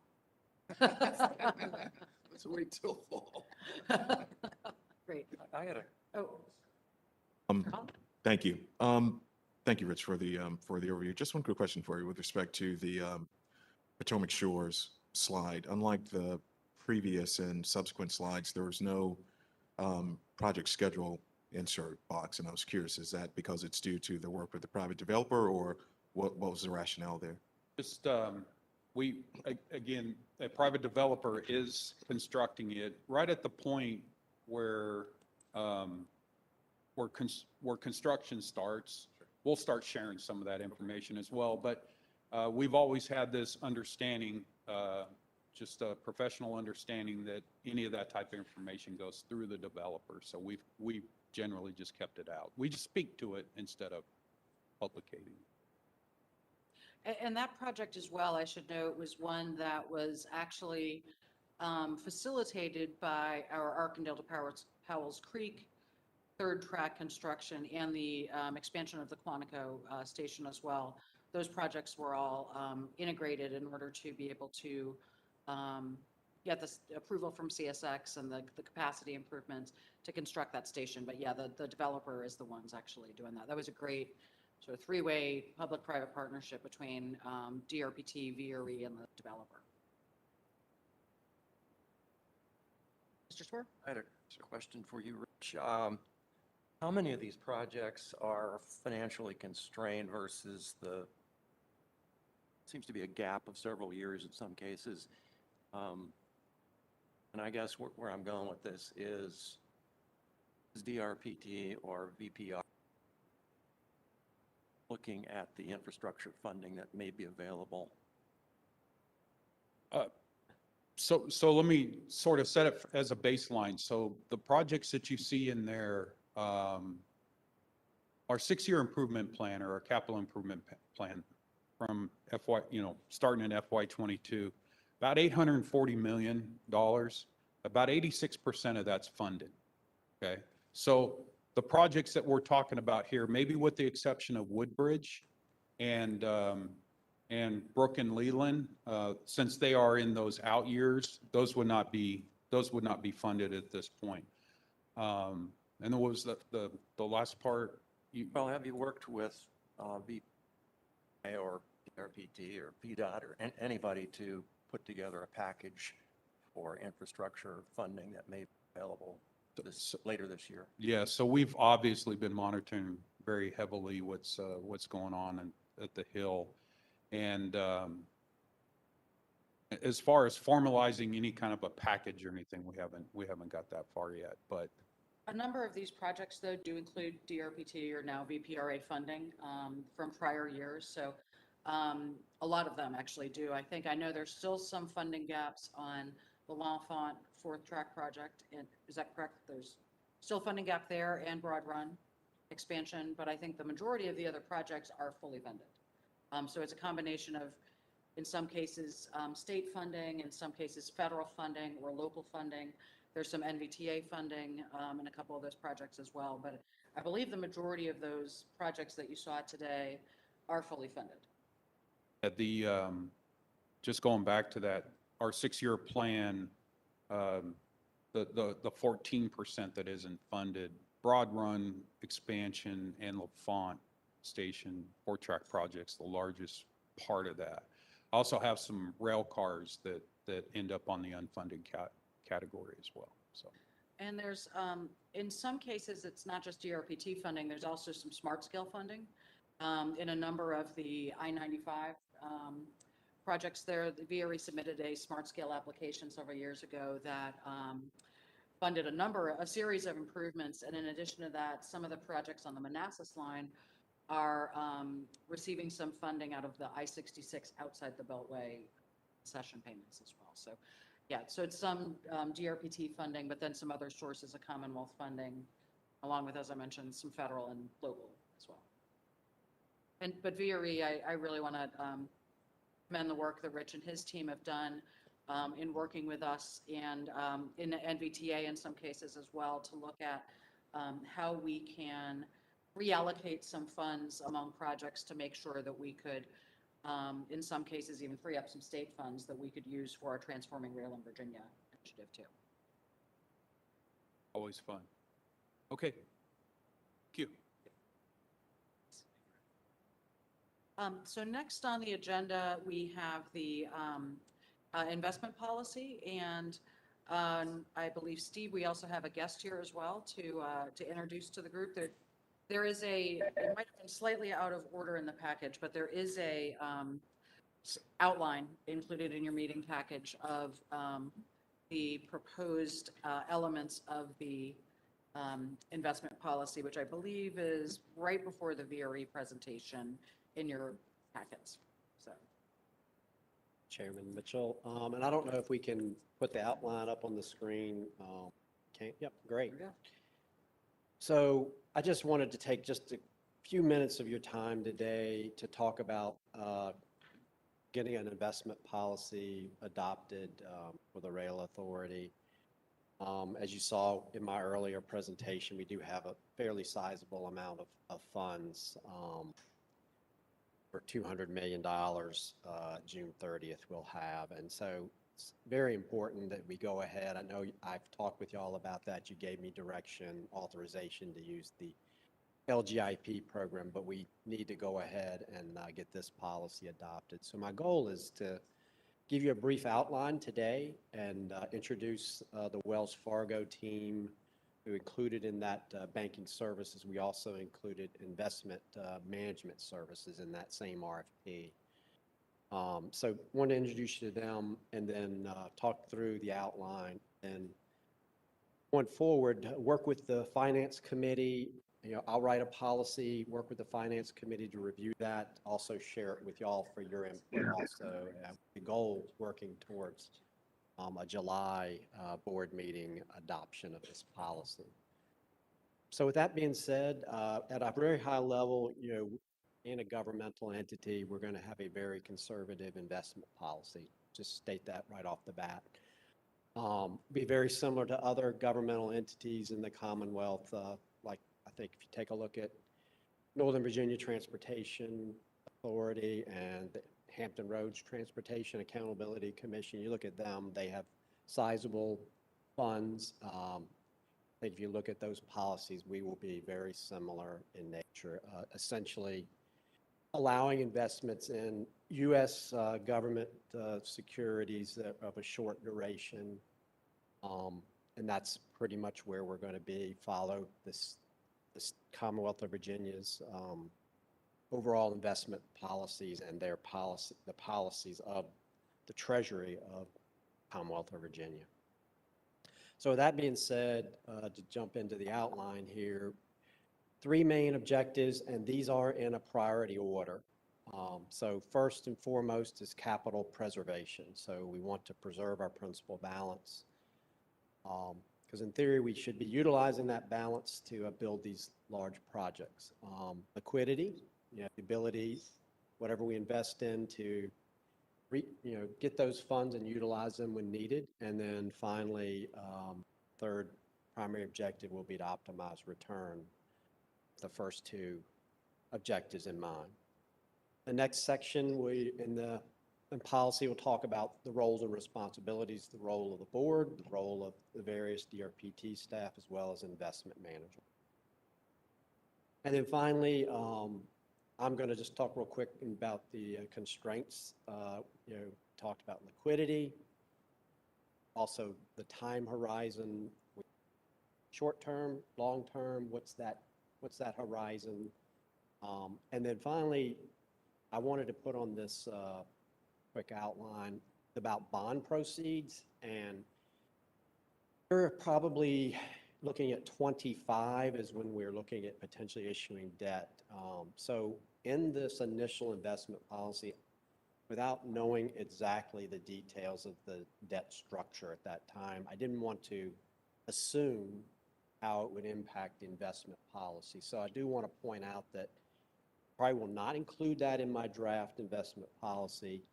My plan will be to come back in a year or 2 years when we have a little better definition of where we're going to be going with that debt issuance. And I think also it'll give us time to look back and potentially tweak the investment policy after a year to 2 years of what we have. So that's the plan with respect to bond proceeds. And with that, I'm going to now just introduce the Wells Fargo team and then let Patrick Dixon come up. And I think we have Frank Marchione, who's going to be joining us online to take us through the rest of this outline. So Patrick?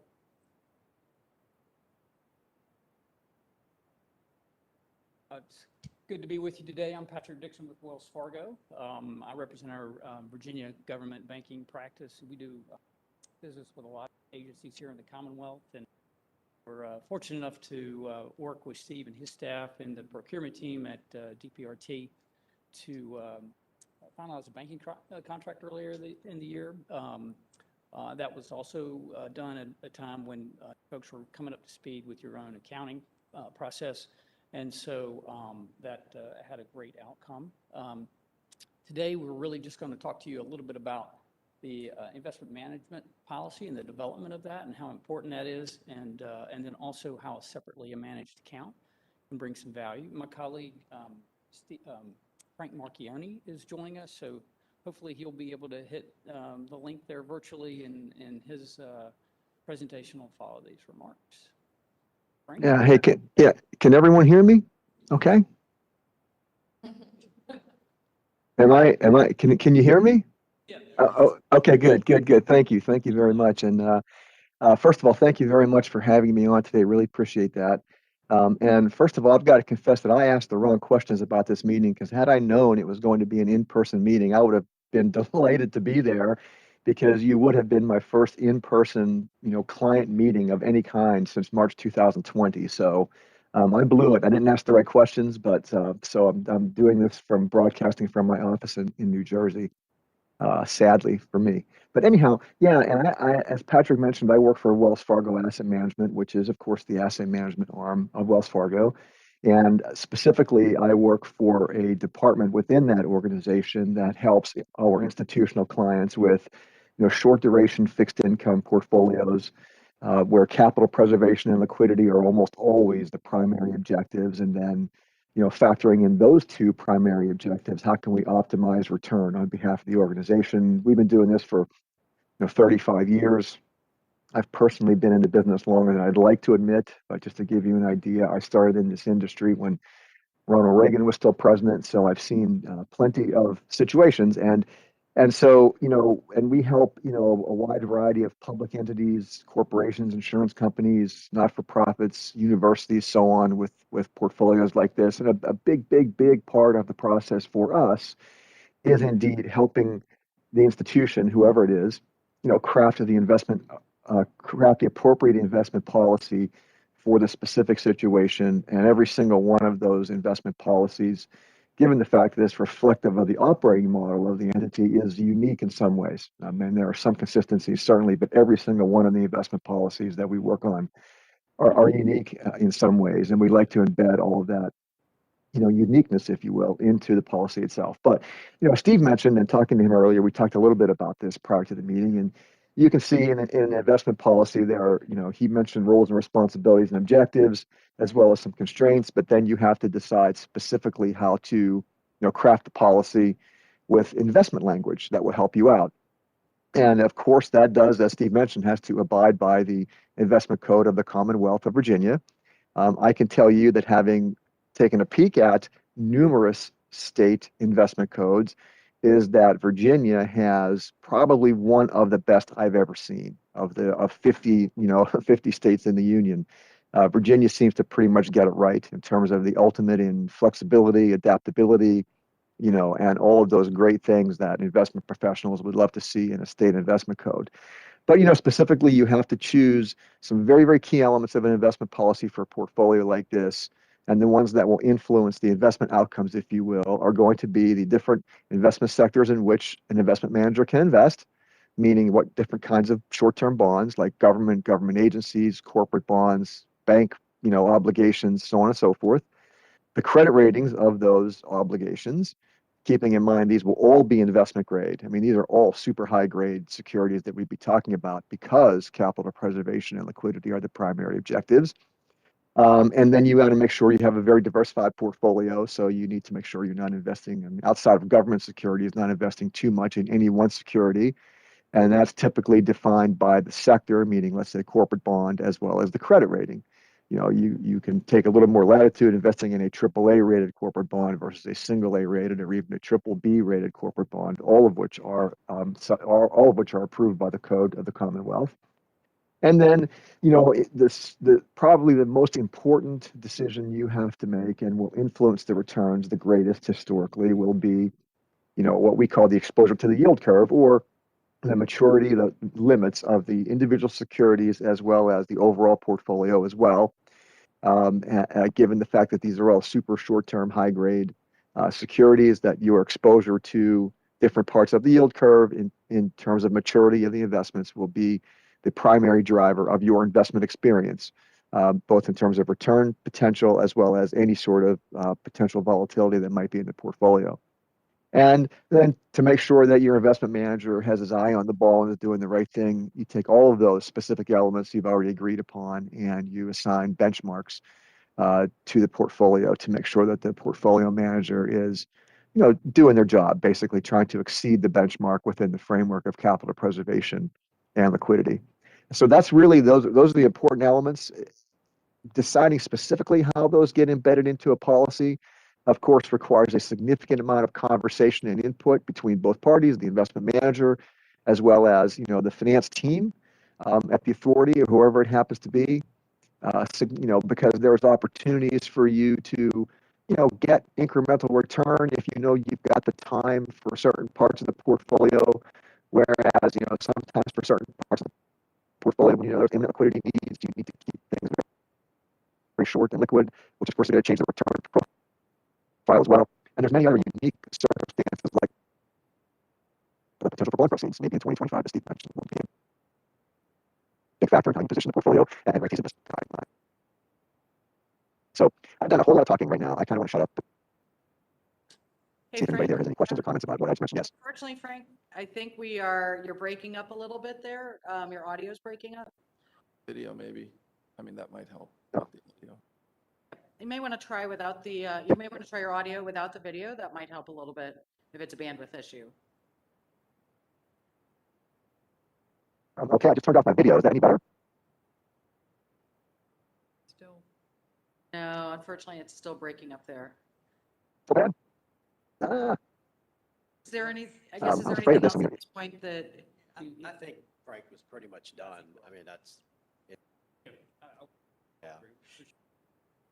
Yeah, I just wanted to add that, I said that, need the money, we're building a lot of projects, but I do plan to $67 million that we collected in May. I do plan to aggressively work with all our funding partners and collect funds as expeditiously as possible. So this is important, and it's something that, I'd like to get the policy in place. It's going to be very conservative. And then I think from there, we would step into any sort of a movement of those funds out of the LGIP program where the funds are today. So just wanted to say that. And once again, I gave you a couple of examples to maybe go look at for comparison. I'm going to work on a policy, work with Wells Fargo on a policy, and then get that to y'all for your review and adoption in July. For that, we'll be glad to take any questions. Any questions for Mr. Pittard? Mr. Bissett? Oh, sorry. Go first. Okay. This is really straightforward. Just Talking since much. I missed the start of the meeting, could I follow up with you later to hear about this? 'Cause I'm really interested. Sure. Okay, sure. I did have a question, and I'm going to go back to one of my passions being environment, climate change. Clearly, rail is a great thing, right? Because it's electric. It doesn't rely on fossil fuels. So we are the alternative. We're the future. In investing, there's a lot of ESG investing these days. The policy that you're drafting to come back to us has several objectives, right? And there are three there. Do we as a board have the authority to also add an objective of ESG, meaning environmental social governance? It's increasingly being done in the world at large, to add that focus to the investment policy. I do believe it's something that would be within the board's purview to the degree that we'll be approving an investment policy. But I am interested in hearing perhaps from Wells Fargo and your experience with other clients or portfolios as well in terms of how other examples of investment policies may have outlined social and environmental goals as part of that. I know there are such policies. Increasingly. Yeah, Yeah. before Patrick can certainly welcome to go to the podium. The one thing I would point out is that we are going to limit this to securities that are backed by government within the United States. So I understand your point and I've made a note to talk, work towards adding it in as an objective, but that may limit possibility slightly. It would be very helpful to understand that a little bit more then by the time we get it back. I mean, I would just think our board supporting something that was, investments in fossil fuels doesn't make sense. It's kind of counter to the mission of the organization. So I would leave you with that and ask for some more insight, when you come back. Understood. I'm not sure what I should be pushing. I guess I pushed the right thing. Okay, Ms. Bulova. So that I understand a little bit more about what we're doing, will we be seeking a credit rating? Or, No, what we will have in the investment policy, probably a stipulation of AA or higher U.S. government-backed security. So it could be a locality. When I say U.S., I don't mean federal. I mean a government within the United States. But as far as a credit rating, it's in the policy actually stipulating AA minus, AA plus or higher. And I'm just throwing out where I think it'll land, but that's really ultimately y'all's decision. because we are separate from the Commonwealth. Correct. And as far as us getting a credit rating, when we go to market to bond our ticket revenues, then we will be going to New York and working with the rating agencies to get a rating on that revenue stream and ultimately the rail authority itself. Okay. Thank you. Any other questions? All right, thank you very much. See you. Thank you. We have two more items on the agenda along with our public comment. And what I'd like to propose in the interest of time is that we keep moving through the next two items. We do have lunch available, but let's see, and we can get through these two and our public comment before taking a break. Hopefully that's okay with everybody. So, okay, great. So next, Mike McLaughlin will be up here presenting to us the authorization of the property transfers, and I believe also going through the Amtrak and VRE agreements as well. I do also want to note that we have Joe Jagman from the Attorney General's office here with us today, who's one of our advisors, Lisa Wright as well, but have also been assisting us with these agreements. So they're here as resources to us today too, if we have any legal questions. So thank you again for having me this morning. And I too want to laud the help we've received from the Office of Attorney General, especially the last 2 years. Michael Westerman, who presented to you last month, is on a well-deserved paternity leave. So he presented to you on some transfer of agreements from DRPT to VPRA for the CSX agreements. We'll be doing something similar today for some other agreements. But Michael Westerman, Joe Jagman, Lisa Wright, many other lawyers too, some outside counsel, and also some consultants been very helpful. Again, it's a huge team effort. I'm lucky enough to be standing in front of you today representing all of them. But there's been a lot of work in the past, really 2 years plus, but the last 2 years have been really intense. So we won't be here without all of them. So the first one today, I believe, is one of the simpler resolutions we'll ask you to approve. Next slide, please. So I'm going to give you a little background. There were some properties that DRPT holds. And we're going to ask you today for a resolution to transfer the property interest over to VPRA. And the one we've identified is the Amtrak Staples Mill Station. That is the one just north of here in Henrico. There's actually a good map, I believe, on the next page. There you go. So if you can see I think it's a lighter shaded green on the left-hand side of the page, and also a small parcel on the right-hand side of the page. Those are additions to the parking lot that DRPT purchased. Amtrak owned kind of the more middle shaded areas, and that is staying within Amtrak hands. But so what we're asking you today to transfer over from DRPT to VPRA are that again, the darker shaded green on the left-hand side and the small parcel on the right-hand side. Those are properties that, hard to believe, we opened a few years ago. I remember being out there, it was warm out. I remember about this time of year as well, Director Mitchell and others being under a tent. That was a large expansion because this is the largest, the most traveled station in the southeast outside of Washington DC. Staples Mill is. So it was important to expand parking, also expanded access. Before you can only get them from Staples Mill Road, and now there's access over by Bremner and Compton. There's actually a little McDonald's over there. So there's access from multiple locations, which was important as well. There's also improvements were made to the facilities up by the stations as well, the road up by the station to allow for better taxi or the shared services access and also bus access as well. So if there's any questions, I'm happy to answer any questions on this. As you can see, the huge expansion of parking spaces from 288 to 599. Been there many times myself. It is paid parking for anyone who's been there. You can do with an app. Yes? I do have a question. So this is a station I use all the time. I live nearby. And if we had a larger map, you would see this whole area is just massively underdeveloped. So my question is, if I recall, the statute that created VPRA does not allow us to undertake any development activities.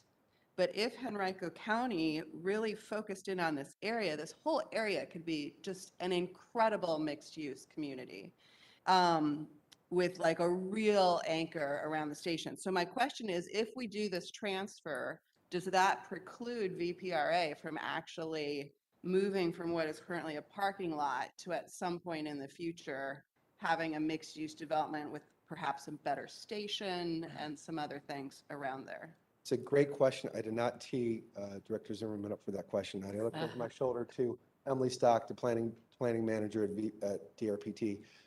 Her team, people on her team, are working with Henrico County on a master plan for the Staples Mill area because we realize it is an area that is ripe for development. They're interested in doing something there. In fact, we connected Henrico with people in Raleigh at their Union Station down there, which is beautiful. And because they're thinking about doing something that is much more in line with what you're describing. So as far as the legalities of what's prevented, not prevented, we can look into that. But the discussions we've been having with them, we think we're open to some development there. So am I correct, though, of like, I thought our enabling statute said we cannot do development of properties? I think we can work, I think you're going to go there. And I'd have to go back and look at the legislative language as well. I think when the legislation was being passed and created, there was, I think, some effort to make sure that it didn't interfere with localities' ability to develop or to determine land uses in the vicinity of stations, so that it would, I'm trying to think how to best say this, so as not to interfere, again, with the localities' determinations about land uses around the station areas. But that doesn't stop us from collaborating on that and to continue to push for adjacent land uses to the degree that's not on property owned by VPRA. Could we actually do like a public-private development deal at this station, or would we not be able to do that given that language? I think we have some limited ability to do it.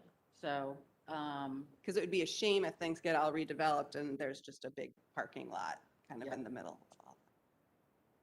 no, understood. I think we would like to continue to look for opportunities where we can partner with the localities to do some adjacent development as well. So I don't think the legislation, as I understand it, and we'll probably have to confirm this, but that it doesn't necessarily prohibit us from any sort of development activities if we're partnering with VRE or the localities. Because I remember a big provision in the CSX agreement was the ability, if we're getting, we or VRE have own the land or the station, that we can go up from it. Okay. As well. And also, we've thought about that as well as development's happening in Spotsylvania. I believe there's development going in well. So we'll look into the legalities of it, but practically speaking, who might be the question might be who's the champion? Use a word Mr. Dalton used earlier. We just have to work with that champion. But Henrico County's definitely come to us quite a few times. And we're working with them hand in hand, and people on Emily's team are, regarding a master plan for Henrico, because there needs to be, Mr. Facet brought up as well, better access, not just by car, but by pedestrian, sidewalk, bicycle. And Henrico understands that. And VDOT does have a study underway right now, looking at Staples Mill Station and potential mixed-use opportunities around the station as well. I'm sorry I didn't send that question in advance. So Okay. you could have asked the legal team, but that was just my one issue of, just want to make sure we can develop at this station. We can get you some more information about that. Get that clarified. You know, if I could, just a comment, not a question, but, you know, hearing the question, and it does relate to the one I mentioned earlier about understanding what the local government's plans are around the VRE stations. You know, having been involved with Metro for a long time, decades, I've really come to believe that as it relates to Metro, which is a little different than VRE and significantly different from Amtrak, but related, I don't think the public should put a lot of money, public money, into Metro stations unless the local government's going to take advantage of that money. And too many stations, particularly in the east side of the DC area, no, they haven't to date. So to me, there's a leverage point. If you're going to get an investment of all these public dollars, you've got to show you're going to use them and put them to good use by doing the development around that investment to justify the investment.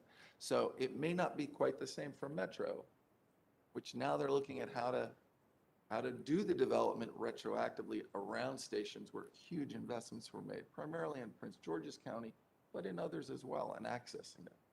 I just think it's worth thinking a little bit that way as we make large investments in local governments' land to build our network and the it's a leverage opportunity to actually help them and help us. Okay.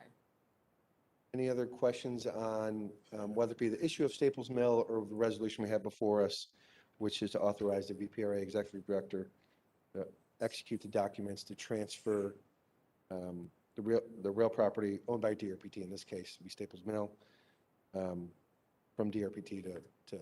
So yeah, we have a decision brief that was in your package, as well as a proposed resolution. Again, that would authorize the property transfers, and it's the staff's recommendation to. Any other questions? Anyone like to make a motion regarding the resolution in front of us? Is there a second? Second. All right, thank you. Joy, would you please call the roll? Those in favor say aye. Those opposed say nay. Ms. Bulliver? Aye. Butler Painter? Aye. Mr. Cardwell? Aye. Dorff? Pat? Aye. The Hall? The Mormon? Step Ms. away. Moses Ned? Aye. Mr. Nichols? Mr. Spore? Aye. Ms. Zimmerman? Aye. Ayes have it. The motion passes. Great, thank you. So the next item on the agenda, again, is the assignment of the Amtrak and VRE agreements. We do have a decision brief and a resolution that's part of this item as well. And Mike is going to walk us through the highlights of the agreements. Me too. And again, this is very similar to what Michael Westman presented to you last month. Last month, we asked for and you gave us the authority to move the CSX comprehensive and other rail agreements from DRPT to VPRA. We're asking you the same for the Amtrak and VRE agreements. Next slide, please.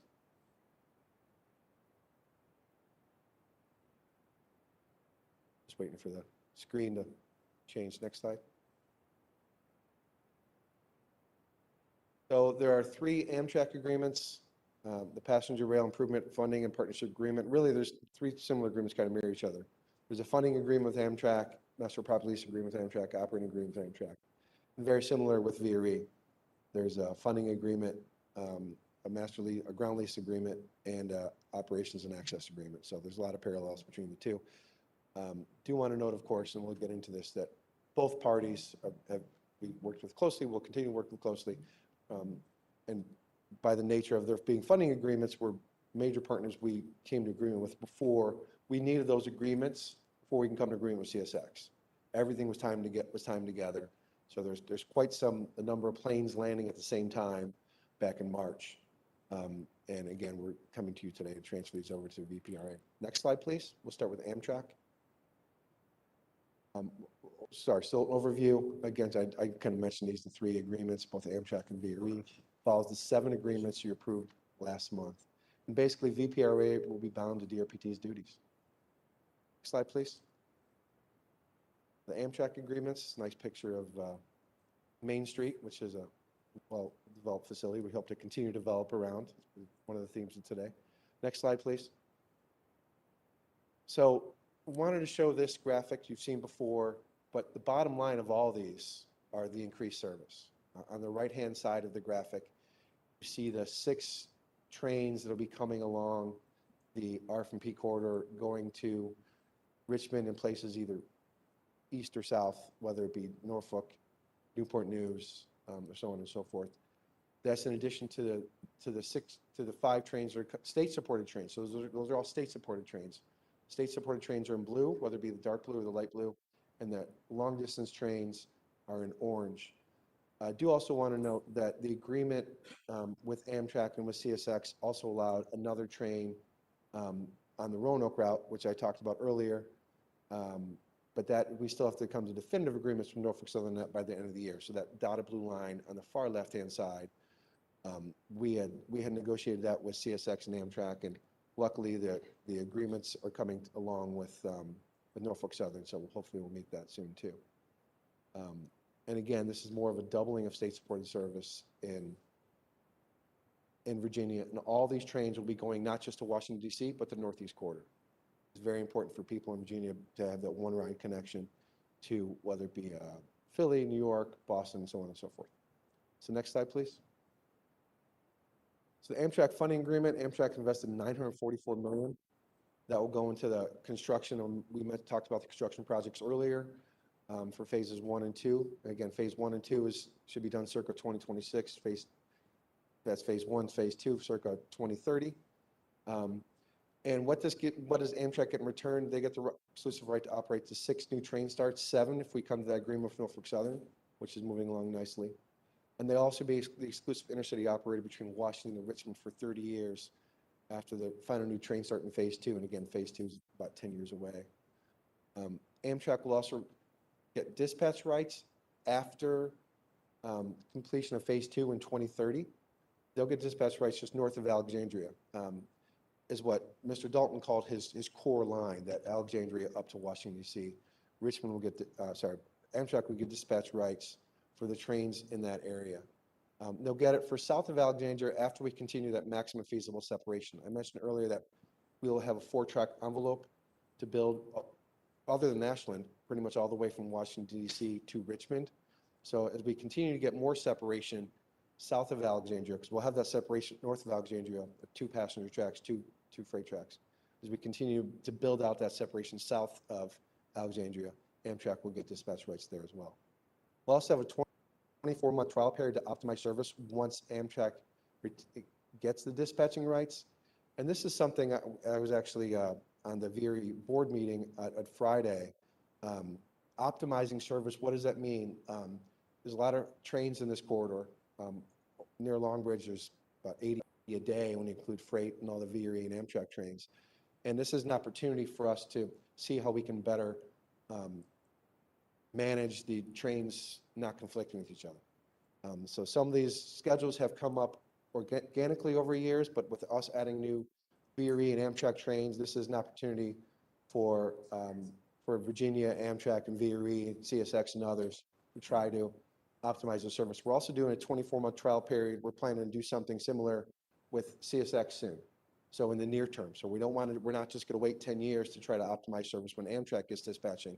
We're going to be doing it in the more near term because, as I was mentioning at the VRE board meeting, a lot of the conflict is actually between Amtrak and VRE trains in this area, because there's more of them during rush hour than there are CSX trains. So that's something we're going to continue to do. We actually, in the CSX and Amtrak agreements, we're creating committees. The teams already meet daily, but the teams will be meeting monthly and quarterly as well to review data and how to better improve service in the area.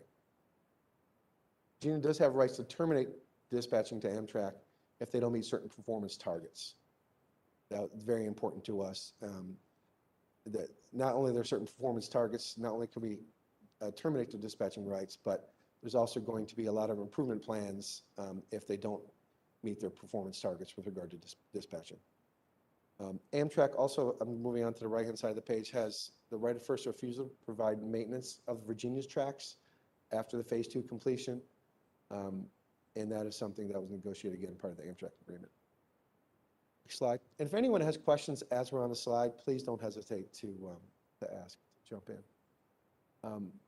Additional Amtrak rights in this slide, they do have the right of first refusal to purchase our track we're purchasing from CSX in the DC to Richmond corridor, the S line from Petersburg to North Carolina. And again, the S line is kind of follows along the I-85 corridor. We've talked about that in the past months.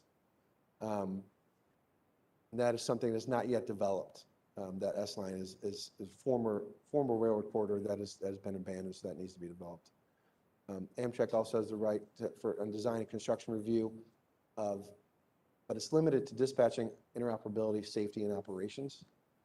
They can request changes that fit within the right-of-way, and we have a lot of environmental clearance, and we want to fit things within the right-of-way.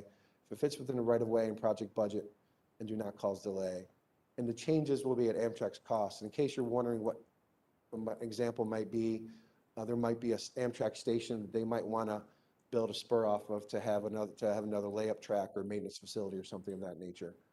If they want to do that, they can do that at their own cost, as long as it doesn't cause a material delay to the other projects, because there are some penalties if other projects are delayed.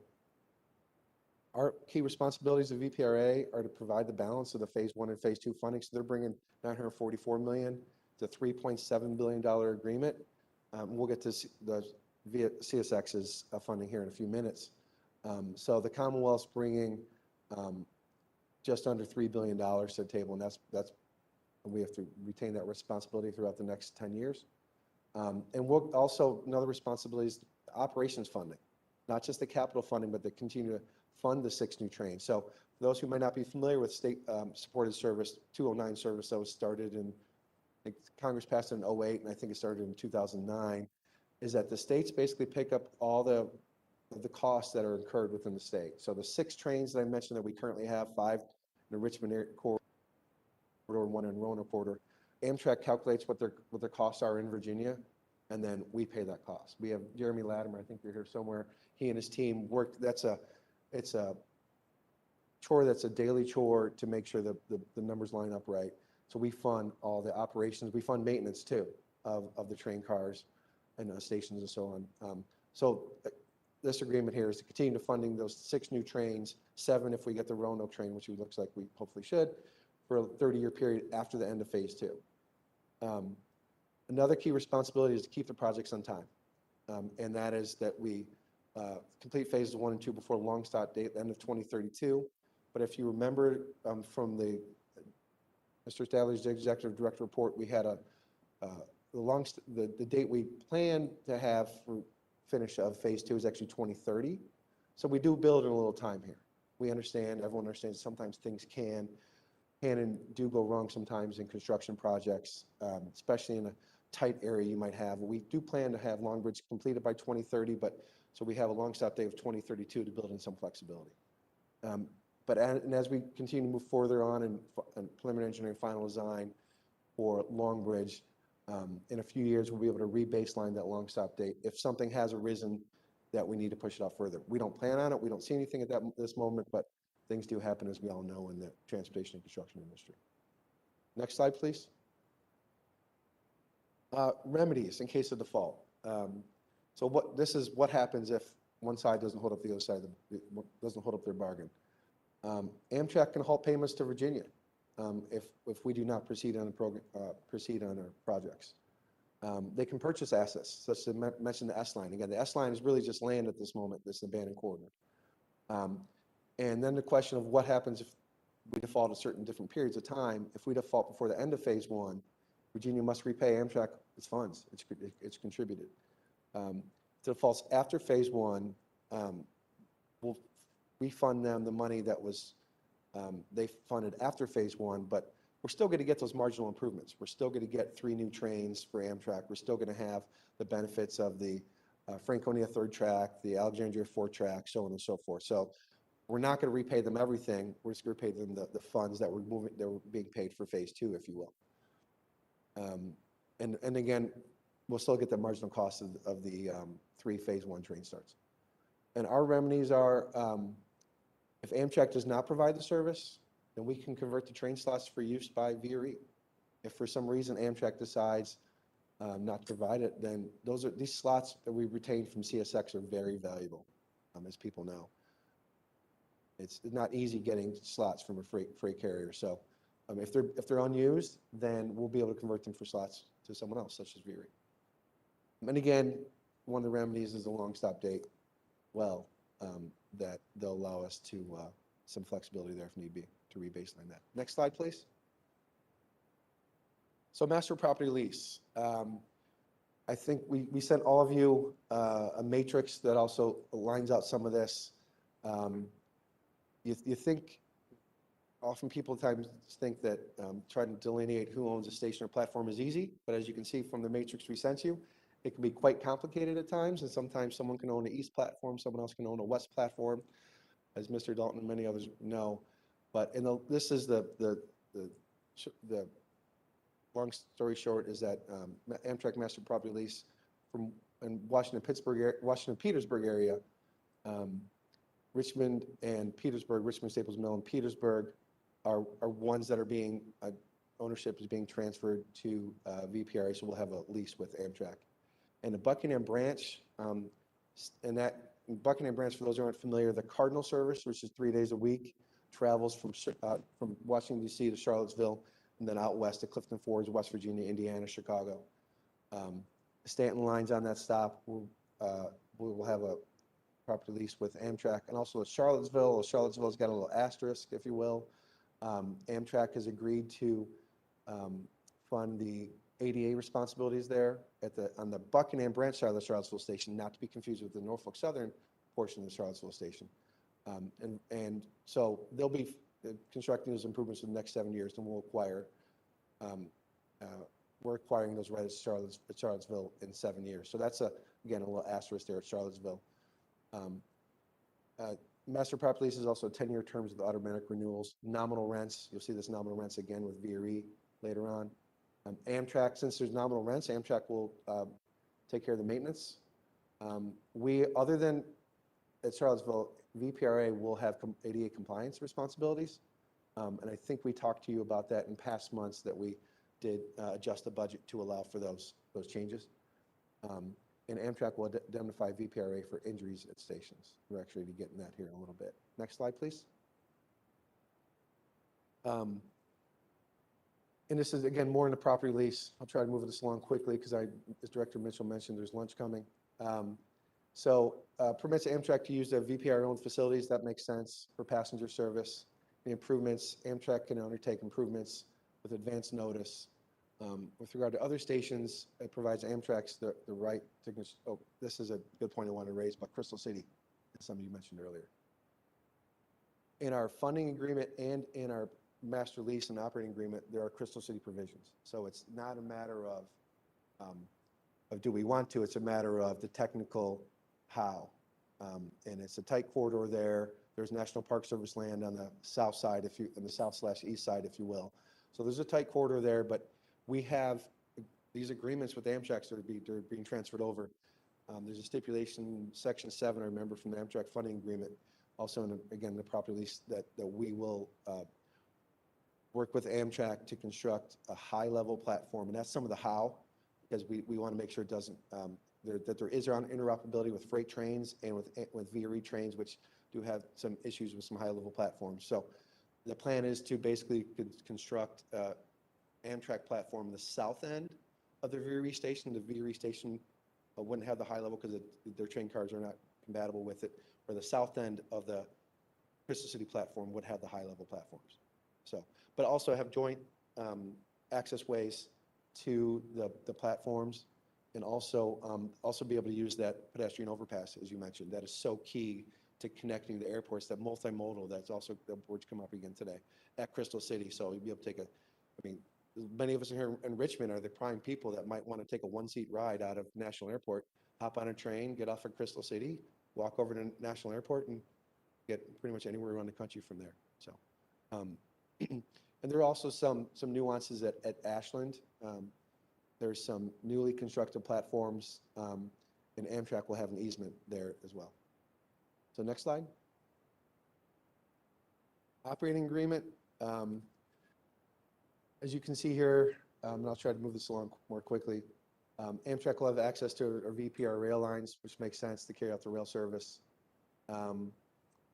We cannot, one key thing here on the left-hand side, we cannot dispose the rail lines used for irregular Amtrak service without approval.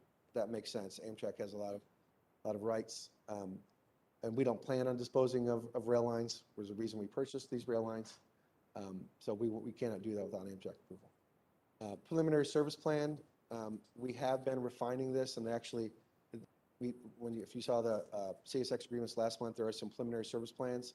When I mentioned service plans, is down to the minute at some points, but we'll continue to refine those. As with any passenger train schedule, you continue to refine those. We'll continue to refine those as we're working on the post-acquisition trains, especially. Some of those probably will be starting in the next 6 to 12 months, both on the Amtrak and VRE side. And again, Amtrak has right of first refusal on maintenance after phase 2. Next slide, please. So with regard to liability, Amtrak will indemnify the Commonwealth for injuries and damages to Amtrak employees and property, Amtrak patrons and third parties. However, on the right-hand side, VPRA will have responsibility for its own property. So there's some nuances here. So again, Amtrak will have liability for any damage they may cause or hurt they may cause to their own employees and their own patrons and third parties struck or collided by Amtrak. Also for all the fuel or chemicals, fuel or spills and such of that nature. VPRA's liabilities, we will have a $125,000 annual risk fee for 5 years. And that's not just for 5 years, as Mr. Jagman helped me out with. That 5 years, that $125,000 fee is fixed for 5 years. After that, it will adjust.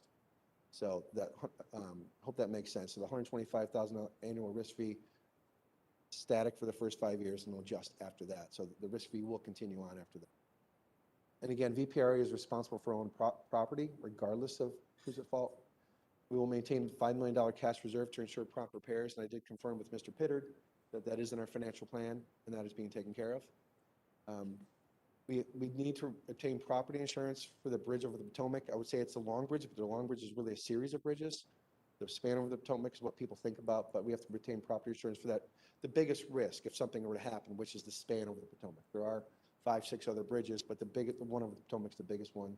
We are obtaining property insurance for that. And the contractors must identify Amtrak. That makes sense. When they're doing work, contractors will identify Amtrak. And the last bullet, we already obtained liability insurance and Amtrak as additional insurance. We went through that paperwork, I think, back in March or April. Next slide. Oh, any questions? Yeah, so Mike, before you go on, does anyone have any questions for Mike about the Amtrak agreements? Okay, we'll keep going then, and we do have these combined in a single motion, but you go ahead. Just have a couple more slides left on VRE. Slide, please. So again, bottom line here is we'll be increasing VRE service. We'll be adding 6 more trains on the Fredericksburg line, 75% increase. We're also introducing late night and weekend service. So as someone who used to work in Washington, D.C., and when I was up on Capitol Hill, probably at the same time, a couple of you others here were there, I was starting to think about starting a family, thinking about, well, maybe I could live a certain place, but on Capitol Hill, you don't know what time you're getting off work. And I saw Maria kind of laughing over it. You don't know if you're getting off work at 5 o'clock or at 8 o'clock. The last VRE train and Amtrak trains are in that 6, 7 o'clock time slot. So I think a lot of us in that, especially, not just, I just use myself an example of Capitol Hill, but the 21st century economy, a lot of times, we're not all working 9 to 5 hours, working different hours. So we want to modernize the schedule for the 21st century. So both the Amtrak and VRE new train service will have late night. That was very important to me, and I've heard from others as well. And also weekend service.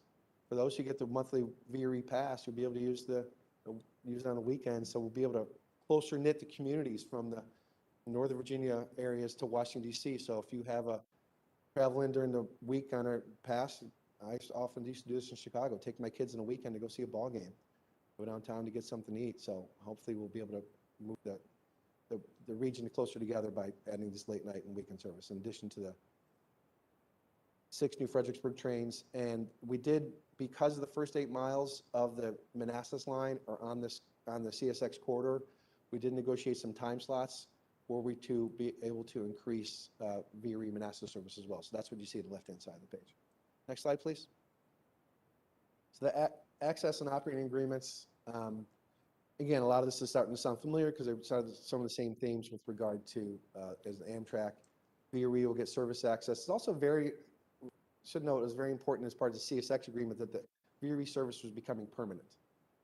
That was very important to, we heard from the VRE folks and the board members and from VRE. And VRE will have that access. And again, as I mentioned in the previous slide, the service unlocked in phase 1 and phase 2. VRE will have the right to operate these new starts. We plan on having VRE operate the new starts for as long as they can. There are some provisions in the VRE agreement, though, that if for something were to happen and the board makes a decision that they're not going to operate, then VPRA could work with Amtrak or others to operate those slots. But that's not our intention.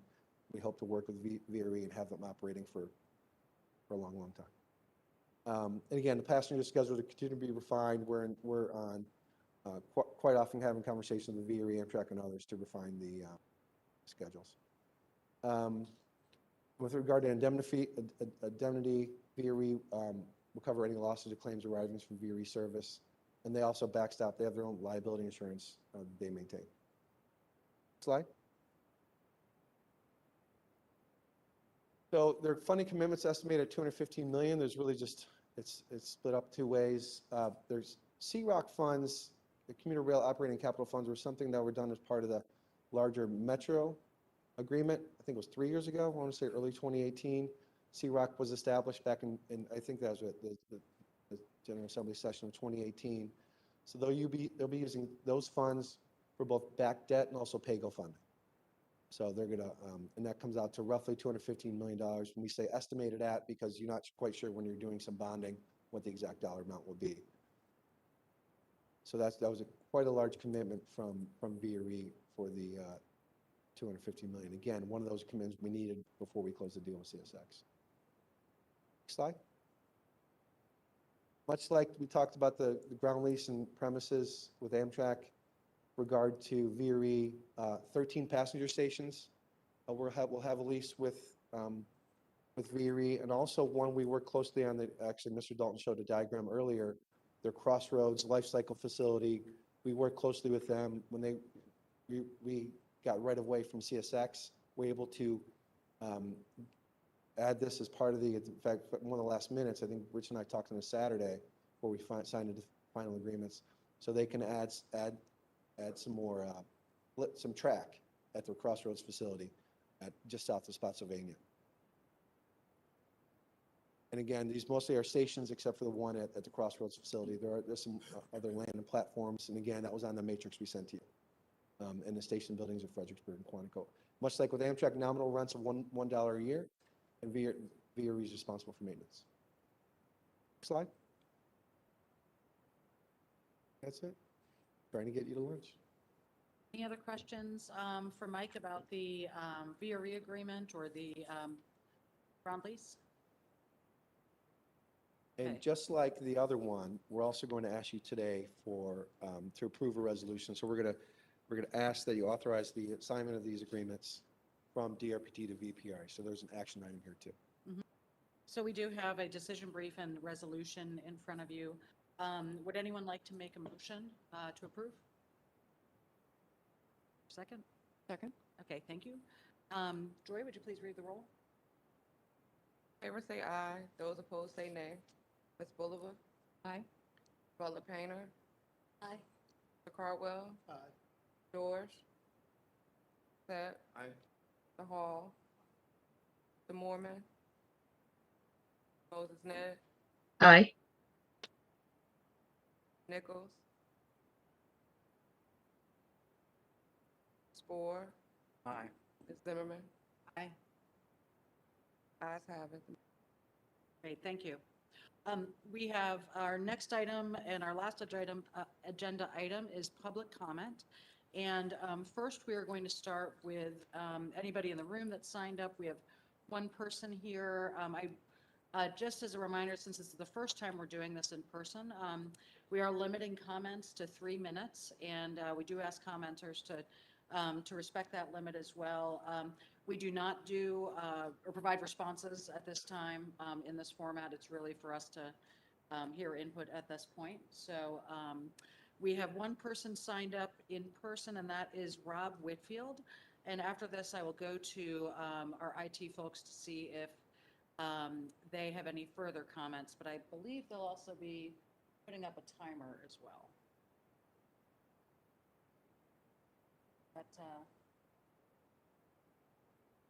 But, good morning, Director Mitchell, members of the Virginia Public Rail Passenger Authority. Sorry, I don't. I've followed you from afar for over a year. Even though I talk funny, I've lived in Fairfax County for over 40 years, and former Chairman Bolivar is well aware to many transportation meetings at the Northern Transportation Authority, the Transportation Commission, MWA, WMATA, and so on. And so I come at this as a longtime resident of the county, and part of the challenge we have is that this rail plan doesn't really benefit the majority of Fairfax County. Where there could have been a benefit would be to improve the Springfield station, but it appears from, I was told by somebody that Amtrak once served Springfield, but that doesn't appear to be part of your present plans.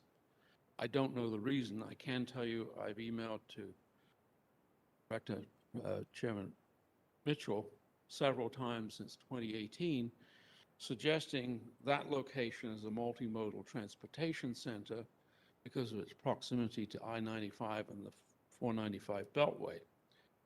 And at the time, in 2018, the site in Springfield next to the train station, Franconia Springfield, was being considered by the FPI for new headquarters. Unfortunately, and then I reminded Ms. Mitchell again in January of this year, new government has decided to reopen the competition. I've heard absolutely nothing in response. And so here we have the largest county in Virginia, very little by way of benefit from the plan as it sits at present. So I hope that can be revisited. Now, one of the major challenges to your plan is in many parts of Virginia, Express Bus could serve some of the more distant localities far more cost effectively than trains. There probably is a good case to make for improving trains between Richmond and DC. And one of the problems with the plan we have at present is it doesn't appear to address the completion of what's called DCRVA. I've lost track of what happened to what's called the Gateway Project in 2016.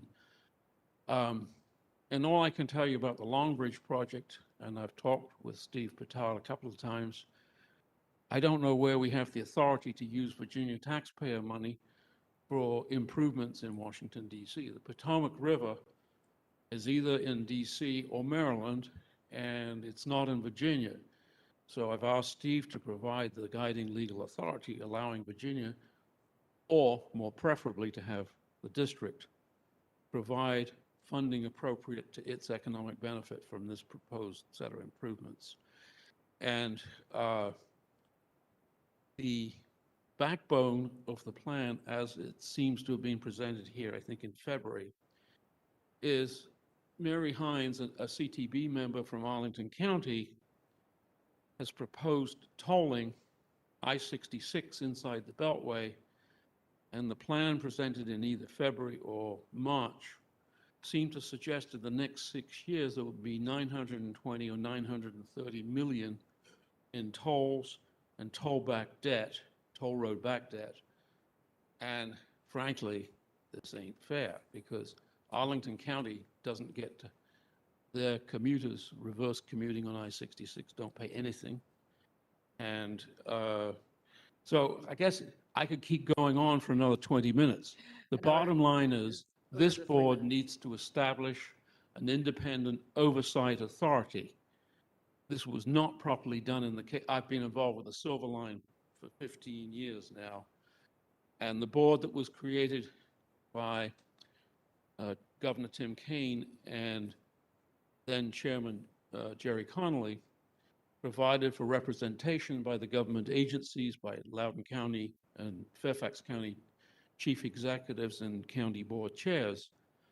But the toll road users who are paying 50% of the project cost are not represented in the Dulles Corridor Advisory Commission. So what I would ask you to do is to, and I would see outgoing Finance Secretary Aubrey Lane as being an ideal person to head an oversight committee, and Marty Noe from Prince William County. So I have ideas how this should be done. Okay, so all I would ask is you've got to establish a dialogue with the public rather than just making autonomous decisions.